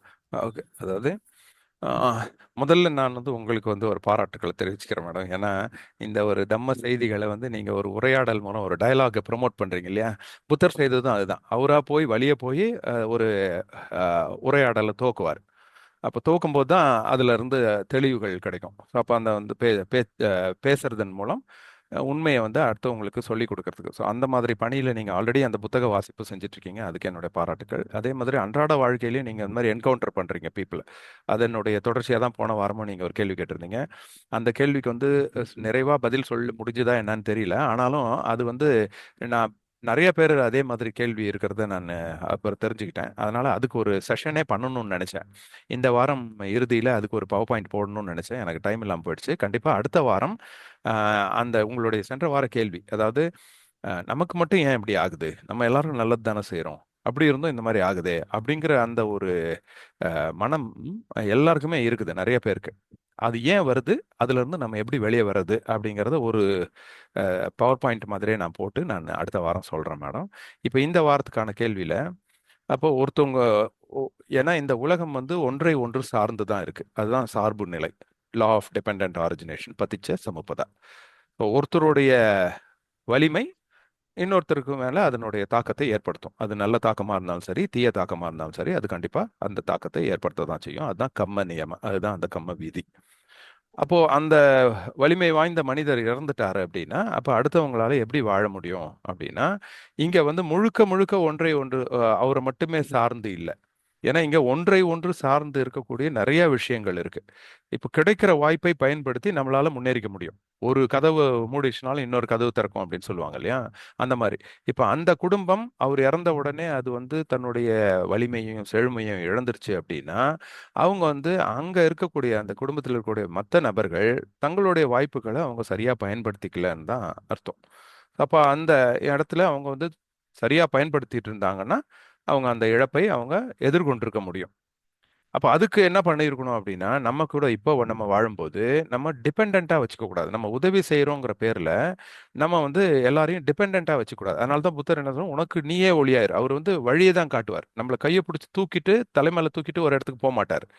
இந்த வழி இருக்குன்னு சொல்ல தான் செய்வார். அந்த மாதிரி நம்ம கூட நம்ம பிள்ளைகளுக்கு அந்த வழிமுறையை சொல்லி கொடுத்தா போதும். வழிமுறையை சொல்லி கொடுக்கறதுல தான் நம்ம கவனம் இருக்கணுமே ஒழிய, நம்ம இப்படி தான் செய்யணும்னு அவங்கள நிர்பந்திச்சோம் அப்படின்னா அவங்க ரெசிஸ்ட் பண்ணிடுறாங்க. அதே சமயத்துல நம்ம வந்து அவங்க நம்ம சொல்றபடியெல்லாம் கேட்கலையே அப்படின்னும் நம்ம வருத்தப்பட வேண்டாம். நம்ம அவங்களுக்கான வழிமுறைகளை புரிய வைக்கணும். இந்த புரிய வைக்கிறதுக்கு வந்து நம்ம பல்வேறு யுக்திகள் இருக்கு, அதை நம்ம பயன்படுத்தலாம். அது வந்து நம்ம பழமொழியில சொல்லுவாங்க இல்லைங்களா, சாம பேத தான தண்ட அப்படின்னு. இந்த எல்லா வழிமுறையும் இருக்கணும். சாம அப்படிங்கிறது ஒருத்தரை வந்து என்கரேஜ் பண்றது, செமையா இருக்க, செமையா பண்ற ஒருத்தன் வந்து நல்ல விஷயம் செய்யறான் அப்படின்னா அவனை வந்து நீ சூப்பரா செய்யற அப்படின்னு சொல்லி அவனை என்கரேஜ் பண்ணி அந்த விஷயத்தை தொடர்ந்து செய்ய வைக்கிறது வந்து சாம. பேத அப்படிங்கிறது என்ன அப்படின்னா, நல்ல விஷயங்கள் செய்யாதவங்கள கொஞ்ச நேரம் இக்னோர் பண்ணிடுறது. இக்னோர் பண்ணிட்டு நல்ல விஷயங்கள் செய்யறவங்கள மட்டும் நம்ம ஃபோக்கஸ் பண்ணுவோம். அப்போ ஆட்டோமேட்டிக்கா அந்த ஒதுக்கப்படுற நபர் என்ன பண்றாரு, அதுல உள்ள வந்து தன்னையும் ஈடுபடுத்திக்குவாருங்கிற ஒரு நம்பிக்கையில செய்யறது. இதுதான் வந்து புத்தர் வந்து இதை பிரம்மதண்டான்னுவார். இந்த நம்ம இதுல வந்து இந்த பகிஷ்காரம்னு சொல்றாங்களே, ஒருத்தனை இக்னோர் பண்றது. இந்த இக்னோர் பண்றதும் இருக்கிறதுலே ரொம்ப பயங்கரமான தண்டனை அது. ஸோ அந்த மாதிரி இது வந்து பேதம். ஸோ அவனை வந்து ஒதுக்கிட்டு இன்னொருத்தரை வந்து நம்ம பார்க்கறது. இது ஒரு வகையான ஒரு மெத்தடாலஜி தான், ஸ்ட்ராட்டஜி. சாம பேத தான. தானங்கிறது நம்ம அவங்களுக்கு வந்து ஏதாவது ஒரு பொருள் கொடுத்து என்கரேஜ் பண்றது அகைன். ஸோ பரிசுகள் கொடுக்கறது, அது பரிசுகள் கொடுக்கறதன் மூலம் இல்லை அவங்களுக்கு தேவைகளை பூர்த்தி செய்வதன் மூலம் அவங்களை இன்னும் கொஞ்சம் நல்லா வேலை செய்ய வைக்கலாம். அடுத்தது தண்டங்கிறது தண்டனை. ஒரு சில இடங்கள்ல பனிஷ்மெண்ட் பண்ணி தான் ஆகணும். அதனால தான் ஒரு அம்மா குழந்தைய அடிச்சு ஸ்கூலுக்கு இழுத்துட்டு போகுதுன்னா அது தீய செயல்னு நம்ம சொல்லிட முடியாது. அங்க செயல் பார்க்கக்கூடாது, நோக்கத்தை தான் பார்க்கணும். அப்போ நோக்கம்ங்கிறது நம்ம அன்பினால் அவங்கள வந்து முன்னேற்றணும், அவங்களுக்கு நல்லது செய்யணும் அப்படின்னு நினைச்சு நீங்க இந்த சாம பேத தான தண்ட யுக்திகளை பயன்படுத்தி அவங்கள வந்து நல்ல விஷயங்களை வளர்த்து விடணும். இந்த மாதிரி நம்ம மனிதர்கள் செய்யும் பொழுது நம்ம வந்து டிபெண்டா நம்ம யாரையும் வச்சுக்க மாட்டோம். இப்போ நம்ம போனா அவ்வளவுதான் அப்படின்னு எதுவுமே நடக்காது. அதனாலதான் புத்தர் வந்து சங்கத்தை வச்சார். அதனால தான் அவர் இறக்கும்போது அவ்வளோ யார் அடுத்த தலைவரை சொல்லுங்கன்னும் போது தலைவர் தேவையில்லை, தம்மம் தான் தலைவர். ஏன்னா நான் வந்து ஒவ்வொருத்தருக்கும் எது உண்மை அப்படிங்கிறத சொல்லி கொடுத்துட்டேன். அவங்கவுங்களுக்கே அந்த அந்த அறிவை நான் தூண்டி விட்டுருக்கேன். ஸோ அதுவும் அவங்கள காப்பாற்றிக்கும், அதுவே வழி நடத்தும் அடுத்தவங்களையும். அப்போ இங்கே வந்து ஒரு தனி நபர் சார்ந்து எதுவுமே கிடையாது. ஆனால் அதே சமயத்தில் ஒருத்தர் ஒருத்தர் சார்ந்து தான் நம்ம இருக்கிறோம். இந்த வித்தியாசத்தை நம்ம புரிஞ்சுக்கணும். ஒருத்தர் போனால் அவ்வளோதான் கிடையாது. இன்னும் ஏன்னா நம்ம வந்து அவரை மட்டும் சார்ந்து இல்லை, ஏன்னா நிறைய விஷயங்களை சார்ந்து இருக்கிறோம். அப்போ இது வந்து ஒவ்வொருத்தருக்குள்ளேயும் அந்த உள்ளிருந்து அந்த ஆற்றலை நம்ம உருவாக்குறதுக்கு தான் உண்மையிலே நல்ல ஒரு தலைவராக இருக்க முடியும். அப்போ நம்ம வந்து நான் தலைவன், என் பின்னாடி எல்லாரும் வந்துடணும், நான் உங்களை நல்லா பார்த்துக்குவேன், நான் ஒரு பதவிக்கு போய் நல்லா பார்த்துக்குவேங்கிறத விட நம்மளுடைய கொள்கையை நம்மளுடைய தொண்டர்களுக்கு எல்லாம் சொல்லி கொடுத்துட்டோம்னா, நான் அந்த பதவிக்கு போகலனா கூட பரவாயில்ல, என்னுடைய தொண்டர் ஒருத்தன் அந்த பதவிக்கு போயிட்டான்னா என் கொள்கை அங்கே போயிடும். ஸோ கொள்கையை தான் ஆட்சி செய்யணும்னு நம்ம நினைக்கணும்.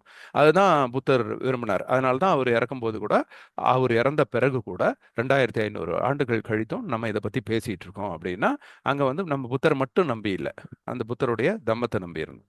அதே மாதிரி பாபா சாஹேப் இன்னைக்கு நம்ம கூட இல்லைனாலும் அவருடைய கருத்துக்கள் வந்து புத்தக ரூபத்தில் நமக்கு உள்ள வந்து சேருது. அதனால நம்ம வந்து சார்ந்து தான் இருக்கிறோம். ஆனா ஒருத்தரை மட்டுமே சார்ந்து இல்லை, அவர் போனா எல்லாம் போயிடுச்சுன்னு கிடையாது. இந்த வித்தியாசத்தை நம்ம புரிஞ்சுக்கணும் மேடம்.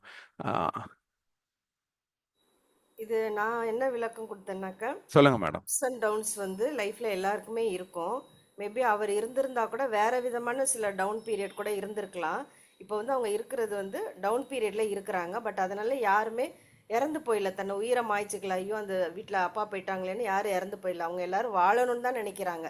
அந்த வாழ்க்கையில் சில கரடு முரடுகள் இருக்குது. அது ஒரு பீரியடில் வந்து அது ரெக்கவர் ஆகும்.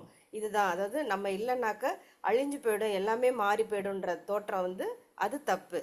அவங்க வாழ முயற்சி எடுத்துக்கிட்டே தான் இருப்பாங்க. இதுதான் வந்து அது சொல்ற கருத்துன்னு நான் எக்ஸ்பிளைன் பண்ணேன் சார். வெரி குட், சிறப்பு மேம். அனிச்ச அனத்த இது எப்பயுமே மேடம் பௌத்தத்தை பொறுத்த வரைக்கும் நான் இந்த டெக்னிக் தான் ஃபாலோ பண்ணுவேன். நீங்க வந்து யார் என்ன கேள்வி கேட்டாலும் அனிச்ச அனத்த துக்க இது மூணையும் வச்சு நம்ம பதில் சொல்லிட முடியும். அனிச்ச இப்போ நீங்க சொன்ன அப்ரோச் வந்து அனிச்ச, இது எல்லாமே மாறதான் செய்யும். இதை விசிசிட்யூட்ஸ் ஆஃப் லைஃப்னு சொல்றோம், ஏற்ற இறக்கங்கள். இது வந்து லோக தம்மா அப்படின்னு புத்தர் சொல்வார். 4 விஷயத்துல ஒரு மனுஷனுக்கு ஏற்றத்தாழ்வுகள் வந்துகிட்டே தான் இருக்கும். அது வந்து பேரு, பணம், புகழ், ஆரோக்கியம். இந்த 4ம் வந்து மேலே போகும் கீழே வரும் போயிட்டே தான் இருக்கும். ஆரோக்கியம்ங்கிறது டெத்து கூட. அப்போ இந்த விஷயங்கள் வந்து நம்ம சந்திச்சுட்டே தான் இருக்கணும். ஆனால் இது மேலேயும் கீழையும் போயிட்டே தான் இருக்கும். அனிச்சா அதுதான் நீங்கள் வந்து கடைபிடிச்சிருக்கீங்க. அனாத்தா அதே மாதிரி ஒருத்தரை மட்டும்தான் கிடையாது, இவர் போனால் எல்லாமே போச்சு அப்படிங்கிறதும் கிடையாது. அப்போ இங்கே வந்து எல்லாருமே ஒன்று தான், எல்லா இடங்கள்லையும் வாய்ப்புகள் இருக்கு. இது அனாத்தா வந்து வச்சு சொல்ல முடியும். அதே மாதிரி லா ஆஃப் டிபெண்ட் ஆரிஜினேஷன், வேற ஒரு விஷயத்தை வச்சுட்டு நம்ம வந்து அதை பற்றிக்கிட்டு அதன் மூலம் நம்ம வந்து திருப்பி திருப்பி நம்ம வந்து நம்மளை செம்மைப்படுத்திக்க முடியும் அப்படின்னு நம்ம கொண்டு போக முடியும். அப்போ இதை அந்த இந்த 3 விஷயத்தை நம்ம எப்பயுமே மைண்ட்ல வச்சுக்கிட்டோம் அப்படின்னா நம்மளோட சந்தேகங்கள் வரும்போது நம்ம தெளிவுபடுத்திக்கலாம், அடுத்தவங்க யாருன்னா கேட்டாலும் தெளிவுபடுத்தலாம் மேடம். நல்லது, நீங்க சொன்ன அப்ரோச் அது கரெக்ட். நீங்க அந்த ஆரிய குடி இதெல்லாம் சொன்னீங்க, பரவல் சொன்னீங்க இல்லையா, மனித பரவல்கள்லாம் எப்படி தந்துச்சுன்னு. அது சம்மந்தமான ஒரே ஒரு புக்கு மட்டும் நான் சொல்றேன் சார். சொல்லுங்க மேடம். விருப்பப்பட்டவங்க அதை வாங்கிக்கலாம். நீங்களும் படிச்சிருப்பீங்கன்னு நினைக்கிறேன். யூவல் நோவா ஹராரின்றோடைய சேப்பியன்ஸ்ன்ற புக்கு, ஒரு மனித குலத்தின் சுருக்கமான ஓகே, வரலாறு, பிரீஃப் நீங்க history of chat human soul. பாக்ஸ்ல கொஞ்சம் போட்டுருங்க மேடம். நம்ம அது அமேசான்ல கிடைக்குமா? எல்லா இடத்துலையுமே அது ரொம்ப பழைய, அதாவது 90ல் வந்த புக்கு சார். ஓகே. 90ல் வந்த புக் அது. ரொம்ப ஃபேமஸ் புக்கு. புக் படிக்கிறவங்க எல்லாருமே அதை படிச்சிருப்பாங்க. அதுக்கும் அதில் படித்தோன்னாக்க உண்மையிலேயே நிறைய அவ்வளோ தகவல்கள் வந்து, எதுக்கு இந்த ஜாதி வந்தது, எப்படி மனிதன் வந்து இந்த குழுவாக மாறினா, எப்படி வன்முறை வந்துச்சுன்றதுக்கான எல்லா, அது திரும்ப திரும்ப படிக்கிறப்போ நமக்கு எப்படி புத்தான் தம்மால பாபா சாஹிப் புக்கை படிக்கிறப்போ புதுசு புதுசாக நமக்கு கருத்துக்கள் தோணுதோ, அந்த புக்கை படிக்கிறப்ப நமக்கு புதுசு புதுசாக நிறைய விஷயங்களுக்கு வந்து ஆன்சர் தானாக கிடைக்குது அது.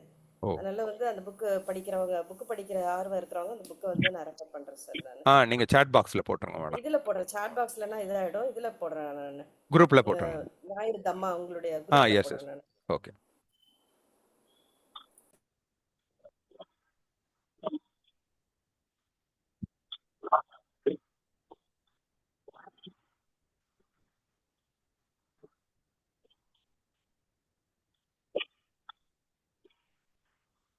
ஜெய்பீம் நமபுத்தா.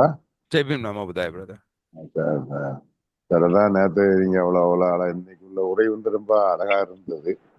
அதான் நான் உங்கள்கிட்ட ஒரு கேள்வி எழுப்பலான் இருந்தேன். அன்னைக்கு மேடம் கிளாஸ்ல வந்து மைத்திரின்னு ஒரு வேர்டு சொன்னாங்க, மைத்திரின்ட்டு யாழினி மேடம். அந்த மைத்திரிங்கிறதுக்கு நீங்க இன்னைக்கு கடவுள்ங்கிற வார்த்தை வந்து நம்ம அதில் ஏத்துக்கிறத இல்லை அப்படின்னு சொன்னா, அவங்களும் அந்த மைத்திரிங்கிற வேர்டுக்கு நிறைய விளக்கங்கள் சொல்லி சொல்லி பார்த்தாங்க. ஆனா அந்த விளக்கங்கள் வந்து அது அவங்களால அதை பொருளே சொல்ல முடியல அப்படிங்கிற என் மைண்ட் தோணுது. எப்படி சார் அது? எது சார் புரியல எனக்கு. மைத்திரி மைத்திரி ஆமா, அந்த அம்மா மைத்ரி. பேரு மைத்திரி. ஆ, மைத்திரி ஆ, மைத்திரின்னு ஒண்ணு சொல்றாங்க, அது எல்லாத்துக்கும் மேலானதுன்னு சொல்லி சொன்னாங்க. ஆ. அதை வந்து அவங்களால அதுக்கு பொருளே சொல்ல முடியல. அவங்க சொன்ன விளக்கத்துல இருந்து நான் புரிஞ்சது. நான் அது நைட்டு 9 மணி 10 மணி ஆகுதா நான் திருப்பி அவங்கள்ட்ட கேட்க வேண்டாம்னு விட்டுட்டேன். இந்த மைத்திரிங்கிறது வந்து அது தம்மத்தோ சிறந்தது அப்படின்னு சொன்னாங்க. அத பொருள் வந்து அதை எப்படி அதை வந்து மைத்திரியாவே எடுத்துக்கிறது தானே, அதுக்கு பொருளே ஓகே இல்லையா சார். சார்? இல்ல, அது அதனுடைய பொருள் இருக்கு சார். இப்ப ஆ, பொருள் என்ன அப்படின்னா, நமக்கு வந்து பிரம்ம விஹாரா அப்படின்னு சொல்லுவாங்க. 4 உயர்ந்த பண்புகள் ஒரு பௌத்தத்தை பின்பற்றிட்டு இருக்கும்போது இந்த 4 உயர்ந்த பண்புகள் ஒரு மனுஷன்கிட்ட இருக்குன்னா அவன் தம்மத்தை பின்பற்றுறான் அப்படின்னு அர்த்தம். என்னென்ன அப்படின்னா கருணா, உபேக்கா, மைத்ரி, முதிதா அப்படின்னு சொல்லுவாங்க. அதுலதான் அந்த மைத்ரி வருது. இப்ப கருணா அப்படிங்கிறது கருணை, அடுத்தவங்க கஷ்டத்தை நம்ம கஷ்டம் மாதிரி உணர்றது. அப்ப உணரும் போது என்ன ஆகும், இப்ப அடுத்தவங்க கஷ்டத்தை உணர்வாங்க நிறைய பேர். அப்ப என்ன பண்ணுவோம், ஐயோ பாவம் வச்சுச்சோ அப்படின்னு பரிதாபப்பட்டு உச்சி கொட்டிட்டு போவாங்க. அது வந்து கருணை கிடையாது, அது வந்து பரிதாபம். அது அது சிம்பத்தி. ஆனா கருணைங்கிறது எம்பத்தி. எம்பத்தி எப்படின்னா, அது வந்து அடுத்தவங்க கஷ்டத்தை நம்ம கஷ்டம் மாதிரி உணர்றது. நம்ம கஷ்டம் மாதிரி உணர்ந்த உடனே நம்ம என்ன பண்ணுவோம், நம்ம கஷ்டத்துல இருந்து வெளியே வர ட்ரை பண்ணுவோம். அதே மாதிரி அவங்க கஷ்டத்துல வெளியே வர்றதுக்கு யார் ஒருத்தன் போய் உதவி செய்யறானோ அதுதான் கருணை. இப்ப இது வந்து கருணை. அடுத்தது உபேக்கா. உபேக்காங்கிறது நடுநிலை. நம்மளை போற்றுனாலும் சரி தூற்றுனாலும் சரி நம்ம வந்து நடுநிலையில தான் இருப்போம், நியாயத்தின் பக்கம் இருப்போம். இந்த உபேக்காங்கிறது சமமான மனநிலை அப்படிங்கிறது உபேக்கா. மூணாவது மைத்ரி. மைத்ரிங்கிறது எல்லா உயிர்களிடத்திலும் அன்பு செலுத்துதல். அதாவது மனிதர்கள் மட்டும் இல்லாம இவன் நமக்கு நல்லா செய்வான், நாளைக்கு பின்ன யூஸ் ஆவான் அப்படிங்கிறதுக்காக அவன் மேல நன்மை செய்யாம, இப்ப ஈவன் பிள்ளைங்க மேல கூட சொல்றதுக்கு கூட நம்ம என்ன சொல்றோம், நாளை பின்ன கொள்ளி வைக்கிறதுக்கு ஒரு பையன் வேணும்ல அதனாலதான் அப்படின்னு. அந்த மாதிரி எந்த ஒரு எதிர்பார்ப்பும் இல்லாம எல்லா உயிர்களிடத்திலும் தெரிஞ்சவன் தெரியாதவன் இல்லாம எல்லா மனிதர்களுக்கும் அப்பாற்பட்ட எல்லா உயிர்கள், இனி பிறக்க போற உயிர்கள். அது ரொம்ப முக்கியமான ஒரு விஷயம் மைத்திரியில. இனி பிறக்க போற உயிர்கள் அப்படின்னா என்ன அர்த்தம், அடுத்த தலைமுறை. அப்ப அடுத்த தலைமுறைக்கு நல்லது செய்யணும்னா நம்ம என்ன செய்யணும், சுற்றுச்சூழலை பாதுகாக்கணும், ஈகோசிஸ்டம். நம்ம கிட்ட இருக்கக்கூடிய இயற்கை வளங்களை பாதுகாக்கிறதோட அர்த்தம் தான் இது. அடுத்த தலைமுறையை நீ வந்து நல்லது செய்யணும்னு அர்த்தம். அப்போ இது வந்து மைத்திரிங்கிற ஒரு மிக உயர்ந்த பண்பு. அதுக்கப்புறம் முதித்தா. முதித்தாங்கிறது என்ன அப்படின்னா, அடுத்தவங்க அச்சீவ்மெண்ட்டை, அவங்களோட சாதனையை, அவங்களோட மகிழ்ச்சியை நம்ம மகிழ்ச்சி மாதிரி கொண்டாடுறது. அது எவ்வளவு உயர்ந்த பண்பு பாருங்க. அது சாதாரணமா வரவே வராது, இதெல்லாம் கல்டிவேட் தான் பண்ணணும். நீங்க அடுத்த வாட்டி யாராவது ஒருத்தர் ஒரு என் பையன் அந்த மாதிரி நல்ல மார்க் வாங்கிட்டான் அப்படின்னு சொல்லும்போது நம்ம எப்படி நம்மளே வளர்த்துக்கணும் அப்படின்னா, உடனே அந்த பையன் வாங்கின மார்க் நம்ம பையன் வாங்கின மாதிரி இருந்தா எப்படி இருக்கும் அப்படின்னு நம்ம மைண்டுக்குள்ள இமேஜின் பண்ணிட்டு நம்ம அந்த சந்தோஷத்தை உள்ள டெவலப் பண்ணணும். டெவலப் பண்ண பண்ண அப்புறம் ஆட்டோமேட்டிக்கா அடுத்தடுத்தவங்க சொல்லும்போது சொல்லும்போது நமக்கு சந்தோஷம் வர ஆரம்பிச்சிடுது. இதுவுமே கல்டிவேட்டபிள் ஒரு ப்ராப்பர்ட்டி தான். இப்ப கருணை எப்படி அடுத்தவங்க கஷ்டத்தை நம்ம கஷ்டம் மாதிரி உணர்றோமோ, அதே மாதிரி முதித்தா அதுக்கு நேர் எதிரானது, அடுத்தவங்க சந்தோஷத்தை நம்ம சந்தோஷம் மாதிரி உணருது. இந்த 4 உயர்ந்த பண்புகள் வந்து பிரம்ம விஹாரா அப்படின்னு சொல்றது சார் இதுல, பௌத்தத்துல. சார் நீங்க சொன்னீங்கல்ல, அடுத்த பிள்ளை மார்க் வாங்கினா நம்ம பிள்ளை வாங்கின மாதிரி நினச்சிக்கணும்னு. நம்ம என்ன செய்வோம், அவன் வாங்கினால உனக்கு தானே எல்லாம் நான் வாங்கி கொடுக்குறேன், உனக்கு எங்க போச்சு அறிவுன்னு தான் நம்மளுடைய மைண்ட் செட் வருது சார் இங்க ஆமா. பொதுவா. புத்தர் வந்து மேக்சிமம் பிராமணர்களும் நல்லா எஜுகேட் பண்ணி விட்டு போயிட்டாரு சார். இந்த அவர் பண்ண எஜுகேட்ல தான் இந்த அளவுக்காவது கொஞ்சம் ஒழுக்கத்தோட இருக்கிறாங்க இப்போட. ஆனாலும் அது முற்றிலும் அழிக்கப்பட்டுடுச்சு சார். பட் இயற்கையாவே நமக்கு அது ஜீன். ஜீன் இங்க தான், இதனால தான் வந்து ஜீன் வந்து ரொம்ப இம்பார்ட்டன்ட். ஜீன் என்ன பண்ணுதுன்னா சார், ஒவ்வொரு பரிணாம வளர்ச்சியில அடுத்தடுத்த தலைமுறைக்கு ஜீன்ல வந்து ஒரு சில இன்ஃபர்மேஷன் பாஸ் ஆன் ஆக தான் செய்யுது. அதுல வந்து இன்க்ளூடிங் நம்மளுடைய பர்சனாலிட்டியும் நம்மளுடைய கேரக்டர். நம்ம ஏன்னா எந்த ஒரு உயிரினமும் தன்னுடைய அடுத்த தலைமுறை அது உருவாக்கும் போது என்ன பண்ணுது, தன்னுடைய வாழ்க்கையில சந்திச்ச பிரச்சனைகளை வந்து அடுத்த தலைமுறை சந்திக்காம இருக்கிறதுக்கு தன்னுடைய ஜீன்ல ஒரு சில பரிணாம மாற்றங்களை செஞ்சிருது. அதனாலதான் இப்ப வந்து பனி பிரதேசத்துல வாழக்கூடிய கரடி வந்து கொஞ்சம் கொஞ்சமா தனக்கு வந்து அதிக உரோமம் வளர்த்துக்கக்கூடிய ஒரு பரிணாமத்தை கொண்டு வந்துருது. அதே கரடி வந்து பாலைவனத்துல இருந்துச்சுன்னா அது வந்து முடியெல்லாம் கொட்டிடும் அதுக்கு. இப்ப இந்த பரிணாமம் எப்படி வருது, அது ஜீன்லயே வந்துருது. இந்த ஜீன்ல வந்து அடுத்த தலைமுறையாவது அதுக்கு சந்தோஷமா வாழணும். அப்ப இந்த மாதிரியான ஒரு பரிணாம வளர்ச்சியில கிடைக்கக்கூடியது தான் ஜெனட்டிக்கலா நமக்கு கிடைக்கக்கூடிய வாழ்வியல் பண்புகளுமே. அப்போ இது வந்து கொஞ்சம் கொஞ்சம் அப்படியே நமக்கு ஜீன்ல இருக்கு. அது மறுக்கவே முடியாது.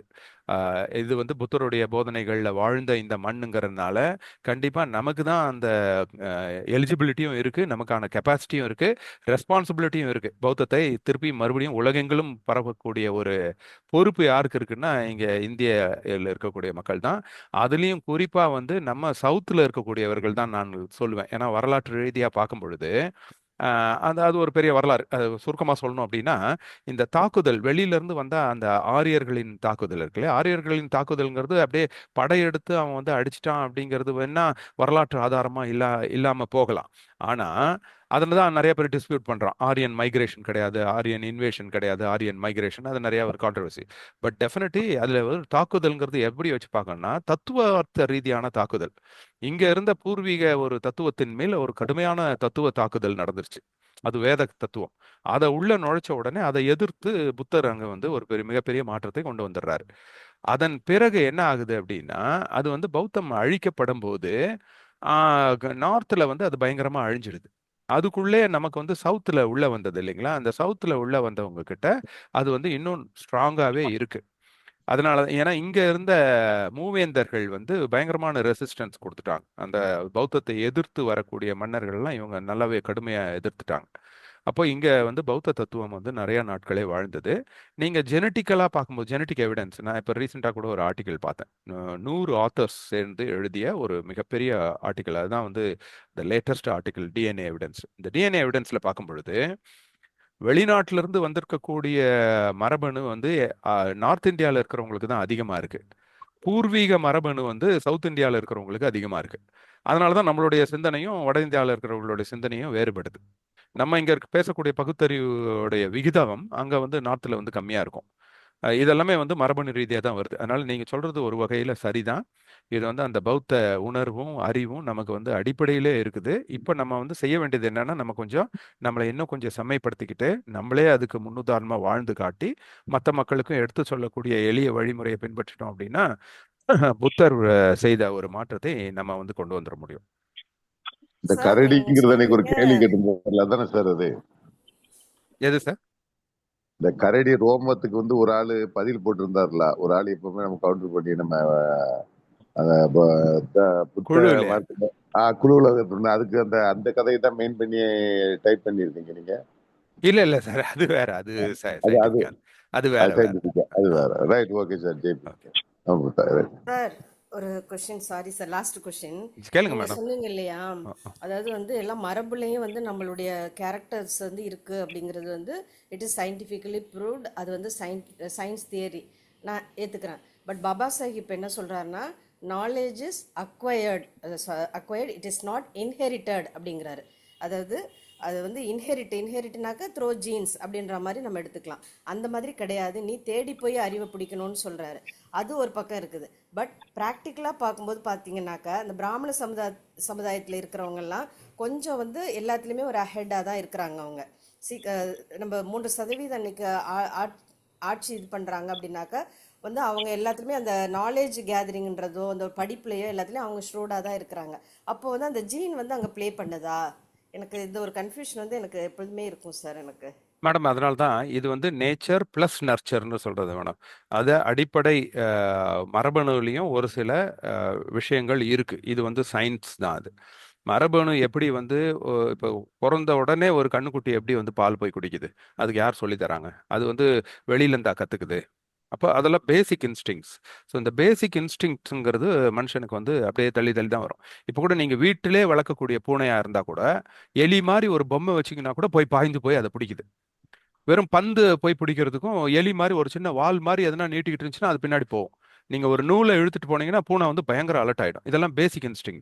இந்த பேசிக் இன்ஸ்டிங் எப்படி வருது? அப்ப அதுக்கு யாராவது சொல்லி தான் கொடுக்குறாங்களான்னா கிடையாது. ஒரு சில விஷயங்கள் அடிப்படையிலே இருக்கு. ஆனா இதை வளர்த்து கொள்ளக்கூடிய ஆற்றல் இருக்கு பாருங்க. இந்த ஆற்றல் வந்து எல்லாருக்கும் ஒண்ணுதான். நீங்க வந்து யார் நினைச்சாலும் நம்ம வந்து இன்னும் படிக்கணும்னு நினைச்சா கண்டிப்பா படிச்சிட முடியும். ஸோ நாலேஜ் வந்து பிறவிலே வர்றது கிடையாது. நாலேஜை நம்ம வளர்த்துக்க தான் செய்யணும். இப்போ இந்த வளர்த்து கொள்ளக்கூடியது வந்து அதுதான் பாபா சாஹிப் வந்து கல்டிவேஷன் ஆஃப் தி மைண்டுன்னு சொல்றாங்க. இப்போ நம்ம அப்படிதான் மேடம் எடுத்துக்கணும். அதாவது பிறப்பிலே ஒருத்தனுக்கு அறிவு இருக்கு அப்படின்னு நம்ம வந்து அவங்கள உயர்ந்தவர்களாகவும் நம்மளை தாழ்ந்தவர்களாகவும் நினைச்சுக்கவும் கூடாது. நம்ம முயற்சி செஞ்சா எல்லாமே எல்லாராலையுமே அச்சீவ் பண்ண முடியும். சார் அப்போ நீங்க சொல்றபடி பாத்தீங்கன்னாக்கா அனிமல்ஸுக்கு அந்த பேசிக் இன்ஸ்டிங் இருக்குது எல்லாம் சொல்றீங்க சார். ஹியூமன் வந்து 6th சென்ஸ் இருக்கிறதுனால தான் அனிமல்ஸை விட ஒரு லெவல் ஹையரா இருக்கிறாங்க. ஆனா அனிமல்ஸ் பார்த்தீங்கன்னாக்கா அனிமல்ஸ்க்கு வந்து அவங்களுடைய அம்மான்ற ஸ்தானத்தில் வந்து எதுவுமே சொல்லி கொடுக்கறதில்ல. ஒரு குட்டி ஆடு மாடாக இருக்கட்டும், குட்டி பிறந்தோடனே தானே எழுந்து நடக்குது. எல்லாமே அதனுடைய வளர்ச்சிங்கிறது இயல்பாக நடக்குது. ஆனால் மனிதர்களில் பார்த்தா வளர்க்கப்படுறாங்க. 18 ஒரு குழந்தை பிறந்து பால் குடிக்க வைக்க கூட அந்த குழந்தைய வந்து மார்பில் வச்சு அந்த குழந்தைய பழக்கப்படுத்துகிறாங்க, நடக்க பழக்கிறாங்க, உட்கார பழக்கிறாங்க. எல்லாமே ஒரு பழக்கப்பட்ட படுத்தப்படுற ஒரு இதாக தான் மனித இனம் இருக்குது. அப்போ எந்த வகையில் வந்து மனிதர்கள் வந்து விலங்குகளை விட மேம்பட்டவர்களாக இருக்க முடியும் அப்படின்னு எனக்குள்ள ஒரு கேள்வி சார். இது மேடம் இப்போ ஆறாம் இது அறிவு ஆ இருந்துச்சுன்னா ஆ அப்போ வந்து நம்ம எல்லாத்துலேயும் நம்ம செல்ஃபாகவே எல்லாம் பண்ணியிருக்கணும்ல. ஏன் நம்ம வந்து இன்னும் ஒரு டிபெண்ட்டாக தானே இருந்துட்டு வர்றோம் மனித இனம்ன்றது? அது ஓகே ஏன் அப்படின்றது வந்து எனக்கு ஒரு கேள்வி சார். ஆ ஓகே. அதாவது பேசிக்கா நம்மளுடைய அந்த ஐம்புலன்களுடைய இதுதானே சொல்றீங்க கண்ட்ரோல்ல. இப்போ எந்திரிச்சு நடக்கிறது, பேசுறது, சாப்பிட்றது, அதுதானே சொல்ல வர்றீங்க. ஆமாம் சார், இது எல்லாமே எல்லாமே நம்ம கண்ட்ரோல் தான் பண்ணிக்கணும். பேசிக் அப்போ இதுல என்னன்னா மரபணு ரீதியா வரக்கூடியது வந்து பேசிக் இன்ஸ்டிங்க்ட் மேடம், சர்வைவல் இன்ஸ்டிங்க்ட். உயிர் வாழும், பிறந்த உடனே அது கத்துது பாருங்க. அதை யாரும் சொல்லி கொடுக்கறது இல்ல. அது கத்துனா தான் அது மூச்சு விடுது. அப்போ இது வந்து பேசிக் இன்ஸ்டிங்க்ட். இப்போ சுருக்குன்னு ஒன்று குத்துனா அது இழுத்துருவோம், ரிஃப்ளெக்ஸ். இந்த ரிஃப்ளெக்ஸுங்கிறது அது பிறந்த குழந்தைக்கு கூட நீங்க ஊசி வச்சு குத்துனீங்கன்னா சரக்குன்னு காலை இழுத்துரும். அதுக்கெல்லாம் யாரும் சொல்லிக் கொடுக்கணும்னு அவசியம் கிடையாது. இது வந்து சர்வைவல் இன்ஸ்டிங்க்ட். இல்லைனா வந்து ஆபத்துல போய் மாட்டிக்கும். ஸோ இந்த பேசிக் சர்வைவல் இன்ஸ்டிங்க்ட் வந்து ஜெனட்டிக்கலி வந்துடும். அதுக்கப்புறம் நம்மளுடைய வாழ்க்கையில நம்ம சந்தோஷமா வாழ்றதுக்கு தேவையானதை நம்ம வளர்த்துக்கிறோம். இப்போ யூரின் அண்ட் மோஷன் கண்ட்ரோல் வந்து நினைச்ச இடத்துல நம்ம போக முடியாது. அப்போ அதை வந்து கண்ட்ரோல் பண்ணி தான் ஆகணும். இப்போ இதெல்லாம் வந்து சர்வைவல் கிடையாது. ஆனால் சமூகத்தில் அது வந்து நல்லபடியாக வாழ்றதுக்கான வழிமுறைகள். இப்போ நம்ம பேசணும், பேசியே ஆகணும், ஒரு மொழி இருக்கணும்னு அவசியம் கிடையாது. மொழியே இல்லாமல் கூட வாழ்ந்துட முடியும். ஆனால் இன்னும் கொஞ்சம் அதை நம்ம மேம்படுத்தி வாழ்றதுக்காக மொழியை டெவலப் பண்ணிக்கிறோம். ஸோ இதெல்லாம் இன்னும் கொஞ்சம் கம்ஃபர்டபுளாக இருக்கிற விஷயத்தை தான் நம்ம வந்து கற்றுக்குறோமே ஒழிய, பேசிக்காக ஒரு உயிர் வாழ்றதுக்கு தேவையானது அடிப்படையிலே வந்துடுது. இப்போ நான் உங்களோட பழைய கேள்விக்கு வந்துடுறேன் மேடம். அதாவது அந்த பிறப்பிலே வர்றது வந்து நம்ம எப்படி அத்துக்க முடியும்? எல்லாமே வந்து நம்ம கல்டிவேட் தானே பண்றோம். அப்போ பிராமணர்கள் வந்து பிறப்பிலேயே கொஞ்சம் அறிவாளிகளாகவே இருக்கிறாங்களே, இதுதானே யதார்த்தமா பார்க்குறோம். இது எப்படி நம்ம சொல்றது அப்படின்னா, மேடம் இங்க எப்படி என்ன புரிஞ்சுக்கணும் அப்படின்னா, இந்த பிராமணர்கள் வந்து பல 100 ஆண்டுகளாக, 1000 வருஷத்துக்கு மேலாக அவங்க வந்து நல்ல பொசிஷன்ல இருக்கிறாங்க. அப்போ அவங்க என்ன பண்றாங்க, அந்த சுற்றுச்சூழல்ல இருந்து அவங்களுக்கு நல்ல விஷயங்கள் கிடைச்சிருது. எல்லாமே அவங்க கல்டிவேட் பண்ணிக்கிறது தான். அவங்க கிடைக்கக்கூடிய ஆப்பர்ச்சுனிட்டிஸ் அவங்களுக்கு நிறைய இருந்ததுனால அவங்க வளர்ந்துக்கிறாங்க. அதனால அவங்க வழி வழியா வரக்கூடிய மரபுகள்ல அந்த வந்து உயர்ந்த தன்மை கிடைக்குது. அவங்களுக்கு வந்து நிறைய எக்ஸ்போஷர் இருக்கிறதுனால. இப்போ நீங்க பல தலைமுறைகளா அடக்கப்பட்டே ஒருத்தன் இருந்தான்னா அவனுக்கு வந்து மரபணு ரீதியானவே ஒரு மாற்றம் இருக்க தான் செய்யும். இப்போ இதை நீங்க வந்து எப்படி புரிஞ்சுக்கணும்? அப்போ உடனே அவன் பெரியவன், இவன் சிறியவன் இல்ல. அவனுக்கு வந்து வாய்ப்புகள் கிடைச்சிருக்கு, இவனுக்கு வாய்ப்புகள் மறுக்கப்பட்டிருக்கு. இதை காம்பன்சேட் பண்றதுக்கு தான் நம்ம இன்னைக்கு வந்து ரிசர்வேஷனை கொடுக்குறோம். அப்போ இடஒதுக்கீடு எதுக்கு கொடுக்கணும்? ஏன்னா தலைமுறை தலைமுறையா இவன் வந்து அந்த வாய்ப்புகள் மறுக்கப்பட்டுருச்சு. இது ஒன்றும் பிறப்பினால் கிடையாது. அவன் பிறப்பினாலே உயர்ந்தவன் கிடையாது. இன்னைக்கு நீங்க பார்க்கும்போது பிறப்பினால் உயர்ந்தவனா தெரியறான். ஏன் அப்படின்னா அவனுக்கு இதுக்கு முன்னாடி தலைமுறை, அதுக்கு முன்னாடி தலைமுறை, அதுக்கு முன்னாடி தலைமுறை எல்லாம் வெளியில இருந்து இவன் அபகரிச்சு எடுத்துக்கிட்டான் எல்லாத்தையும். அதனால இன்னைக்கு பிறப்பினால் நீ உயர்ந்தவனா இருக்க. நான் இன்னைக்கு பிறப்பினால் தாழ்ந்தவன் கிடையாது. என்னுடைய தலைமுறையா எனக்கு கிடைக்க வேண்டியதெல்லாம் மறுக்கப்பட்டதுனால இன்னைக்கு நான் தாழ்ந்தவனா இருக்கிறேன். அதனால நான் திருப்பி பேலன்ஸ் ஆகணும் அப்படின்னா எனக்கு ப்ரிஃபரன்சஸ் கொடுத்து தான் ஆகணும். எனக்கு தேவையான அந்த இடஒதுக்கீடு சமன்பாடு சமூக நீதியை நம்ம செஞ்சு தான் ஆகணும் அப்படிங்கிறது தான் ரிசர்வேஷன். அப்போ இங்க நம்ம வந்து நல்லாவே கிளியராகவே புரிஞ்சுக்கலாம். இது வந்து எல்லாமே பிறப்பின் அடிப்படையில்னு கிடையாது. எல்லாமே வளர்த்து கொள்ளக்கூடியது தான். ஆனால் தலைமுறையா இவன் வந்து ஒருத்தன் மட்டும் வளர்த்துக்கிறான் அப்படின்னா அவன் பிறப்பு வந்து கொஞ்சம் உயர்ந்ததாக தான் தெரியும். அப்போ இவன் அடிமையா இருக்கிறவன் அப்போ இனிமேல் இதே கதி தான் அப்படின்னா கிடையாது. அவனுக்கு வாய்ப்பு நீங்க இப்ப கொடுத்தா கூட அவன் மறுபடியும் சமன்படுத்திக்க முடியும். அதுதான் ரிசர்வேஷனுடைய அடிப்படை கான்செப்ட். Thank you sir. எனக்கு ஜெய்பீம் நமோ நெக்ஸ்ட் புத்தாய். வீக் வந்து நான் கொஞ்சம் எனக்கு பேசலாமா? இதை மட்டும் மேடம் முடிச்சிட்டோம் முடிச்சுக்கிறேன் sir. Sir. Madam okay okay இந்த ஓகே. நெக்ஸ்ட் வீக் எனக்கு கன்வின்சிங்காக எனக்கு பதில் சொல்லுங்கள். என்னுடைய கேள்வி வந்து என்னென்னா, சிக்ஸ் சென்சஸ் இருக்கிற மனிதன் வந்து ஹைலி டிபெண்ட்டாக இருக்கிறான். இதே வந்து அனிமல் வந்து டிபெண்ட்டாக இல்லை. பிறந்ததுலேருந்து ஒரு கட்டத்தை தனிமாகவே வாழ்கிறாங்க. அது ஏன் அந்த வேறுபாடு? அது வந்து எனக்கு கொஞ்சம் இன்னும் தெளிவாக எனக்கு நெக்ஸ்ட் வீக் சொல்லுங்கள் சார். ஓகே மேடம், ஓகே, நான் சொல்றேன் கண்டிப்பா. It's கேப்பன் sir. ஜெய்பீம் நமோ புத்தாய். ஜெய்பீம் நம்ம என்னுடைய கேள்வி வந்து, அதாவது இப்போ கல்யாண மேடம் வந்து பல கேள்விகள் கேட்டாங்க. அதுக்கு நீங்க வந்து தகுந்த பதிலை கொடுத்து அவங்கள வந்து சமாதானப்படுத்தினீங்க. இதே மாதிரி தான் நம்ம சமூகத்துல படித்தவங்களும் இல்ல கொஞ்சம் பணக்காரங்களும் கொஞ்சம் அறிவாளிகளும் கூட இதே பேச்சு தான் பேசுறாங்க. அவங்களுக்கு தக்க பதிலடி கொடுக்குற மாதிரி தான் நீங்களும் கல்யாணோட மேலும் கேள்வியும் இருந்துச்சு, அதோடைய உங்களுடைய பதிலும் இருந்துச்சு.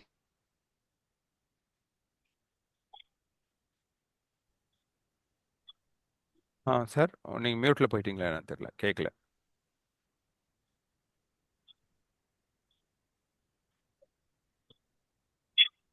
ரெண்டு பேருக்கும் வாழ்த்துக்கள். சொல்லுங்க சார், ரவி மோகன் sir.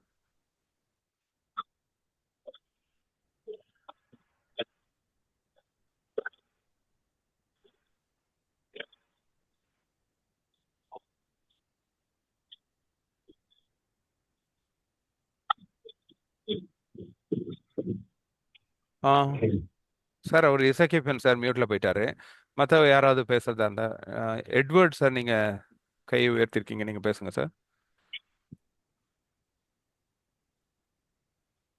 Edward. Okay. Hello Jai Bhim, நான் புத்தன். நான் ஓகே. பேசுறது கேட்கலையா உங்களுக்கு? ஆமாம் சார், கேட்கல சார், இப்போதான் கேட்குது. நான் சொன்னது கல்யாணி மேடமுடைய கேள்வியும் அதுக்கான உங்களுடைய பதிலும் ரொம்ப சிறப்பாக இருந்தது. பல பாமர மக்களோ இல்ல பணக்காரர்களோ இல்ல வசதி படைத்தவர்களோ கல்வி கற்றவர்களோ எல்லாரும் சொல்லக்கூடியதுதான். நம்மளோட அவங்க தான் உயர்ந்தவங்க, அவங்களுக்கு நல்ல அறிவு இருக்கு, அவங்க ஜென்மமாட்டு நல்ல அறிவோட தான் பிறக்கிறாங்க அப்படின்னு நிறைய பேர் சொல்றாங்க. அந்த நீங்க உங்க ரெண்டு பேருடைய கேள்வியும் பதிலும் ரொம்ப சிறப்பாக இருந்துச்சு, எல்லாருக்கும் போய் சேர்ந்த மாதிரி இருந்துச்சு. ரொம்ப வாழ்த்துக்கள், ரெண்டு பேருக்குமே வாழ்த்துக்கள்னு சொன்னேன். அதோட முடிச்சுக்கிட்டேன். Thank you sir, thank you sir, thank you. நன்றி நன்றி. ஜெய்பீம் நமோதே. ஜெய்பீம் நமோ. டாக்டர் ஜெய்பீம்யா. ஜெய்பீம் பிரதர், சொல்லுங்க. சபரிராஜ். கல்யாணி அம்மா அற்புதமான கேள்வி கேட்டாங்க. அவங்க கேள்வி இந்த மிருகங்களை விட அது இயல்புலையே தன்னுடைய அந்த பிறந்ததுல இருந்து அது உறுதிப்படுத்திக்கிட்டே வருது. ஆனா சிக்ஸ்த் சென்ஸ்ன்னு இருக்கிற அந்த மனித இது ஒவ்வொன்றும் குழந்தையில இருந்து இது பிராமணிக்கல முன்னாடி உள்ள அந்த பரிணாம வளர்ச்சியில இதை எப்படி உயர்ந்த சென்ஸ்ன்னு எப்படி நினைக்க முடியும்னு அம்மா கேட்டாங்க. அது ஒரு நல்ல கேள்வியாக இருந்தது. அதை விளக்குங்களேன் ப்ளீஸ். கண்டிப்பா சார், நான் அடுத்த வாரம் அதை டீட்டெயில்டாவே சொல்லிடுறேன். சுருக்கமா சொல்லணும் அப்படின்னா, இங்கதான் இதுதான் புத்தருடைய கேள்வியும் அதுதான். இப்ப கல்யாண மேடம் கேட்ட கேள்விதான் புத்தரோட கேள்வியாகவும் இருந்தது. ஏன் மனிதர்கள் மட்டும் இப்படி இருக்கணும் அப்படின்னு. அப்போ அதுக்கு அவரு சிம்பிளா போய் கண்டுபிடிச்ச பதில் தான் அவருடைய போதனை. அதுதான் பற்று. இந்த ஒரு அனிமல் ஒரு டேஸ்டா இருக்குங்கிறதுக்காக திருப்பி திருப்பி போய் சாப்பிடாது. அது பசிக்கு மட்டும்தான் சாப்பிடும், பேசாம உட்காந்துக்கும். சிங்கமே இருந்தா கூட அதுக்கு தேவைப்படும் போது பசிச்சா மட்டும்தான் பக்கத்துல இருக்கிற ஒரு முயலை அடிச்சு சாப்பிடும். அதுக்கு பிறகு முயல் அது முதுகு மேல ஏறி விளையாடினா கூட அது பேசாம தான் இருக்கும். நம்ம மனுஷன்தான் சாப்பிட்ட பிறகும் இன்னும் கொஞ்சம் நல்லா இருக்குதுங்கிறதுக்காக திருப்பி போய் சாப்பிட்றது, அடுத்தவனையும் பிடுங்கி சாப்பிட்றது, இன்னும் நாளைக்கு கொஞ்சம் எடுத்து ஃப்ரிட்ஜில் வச்சு ஸ்டோர் பண்ணி சாப்பிடலாம், அடுத்த தலைமுறைக்கு நம்ம அடுத்த தலைமுறை சாப்பிடும். அப்படி இது பேர் தான் பற்று. இந்த பற்று தான் இதுக்கு எல்லாத்துக்கும் காரணம் அப்படின்னு புத்தர் கண்டுபிடிச்சார். அப்போ பற்று ஏன் வருது அப்படின்னு வரும்போது தான் அங்கதான் அதுக்கு காரணம் அறியாமை, சங்காரா.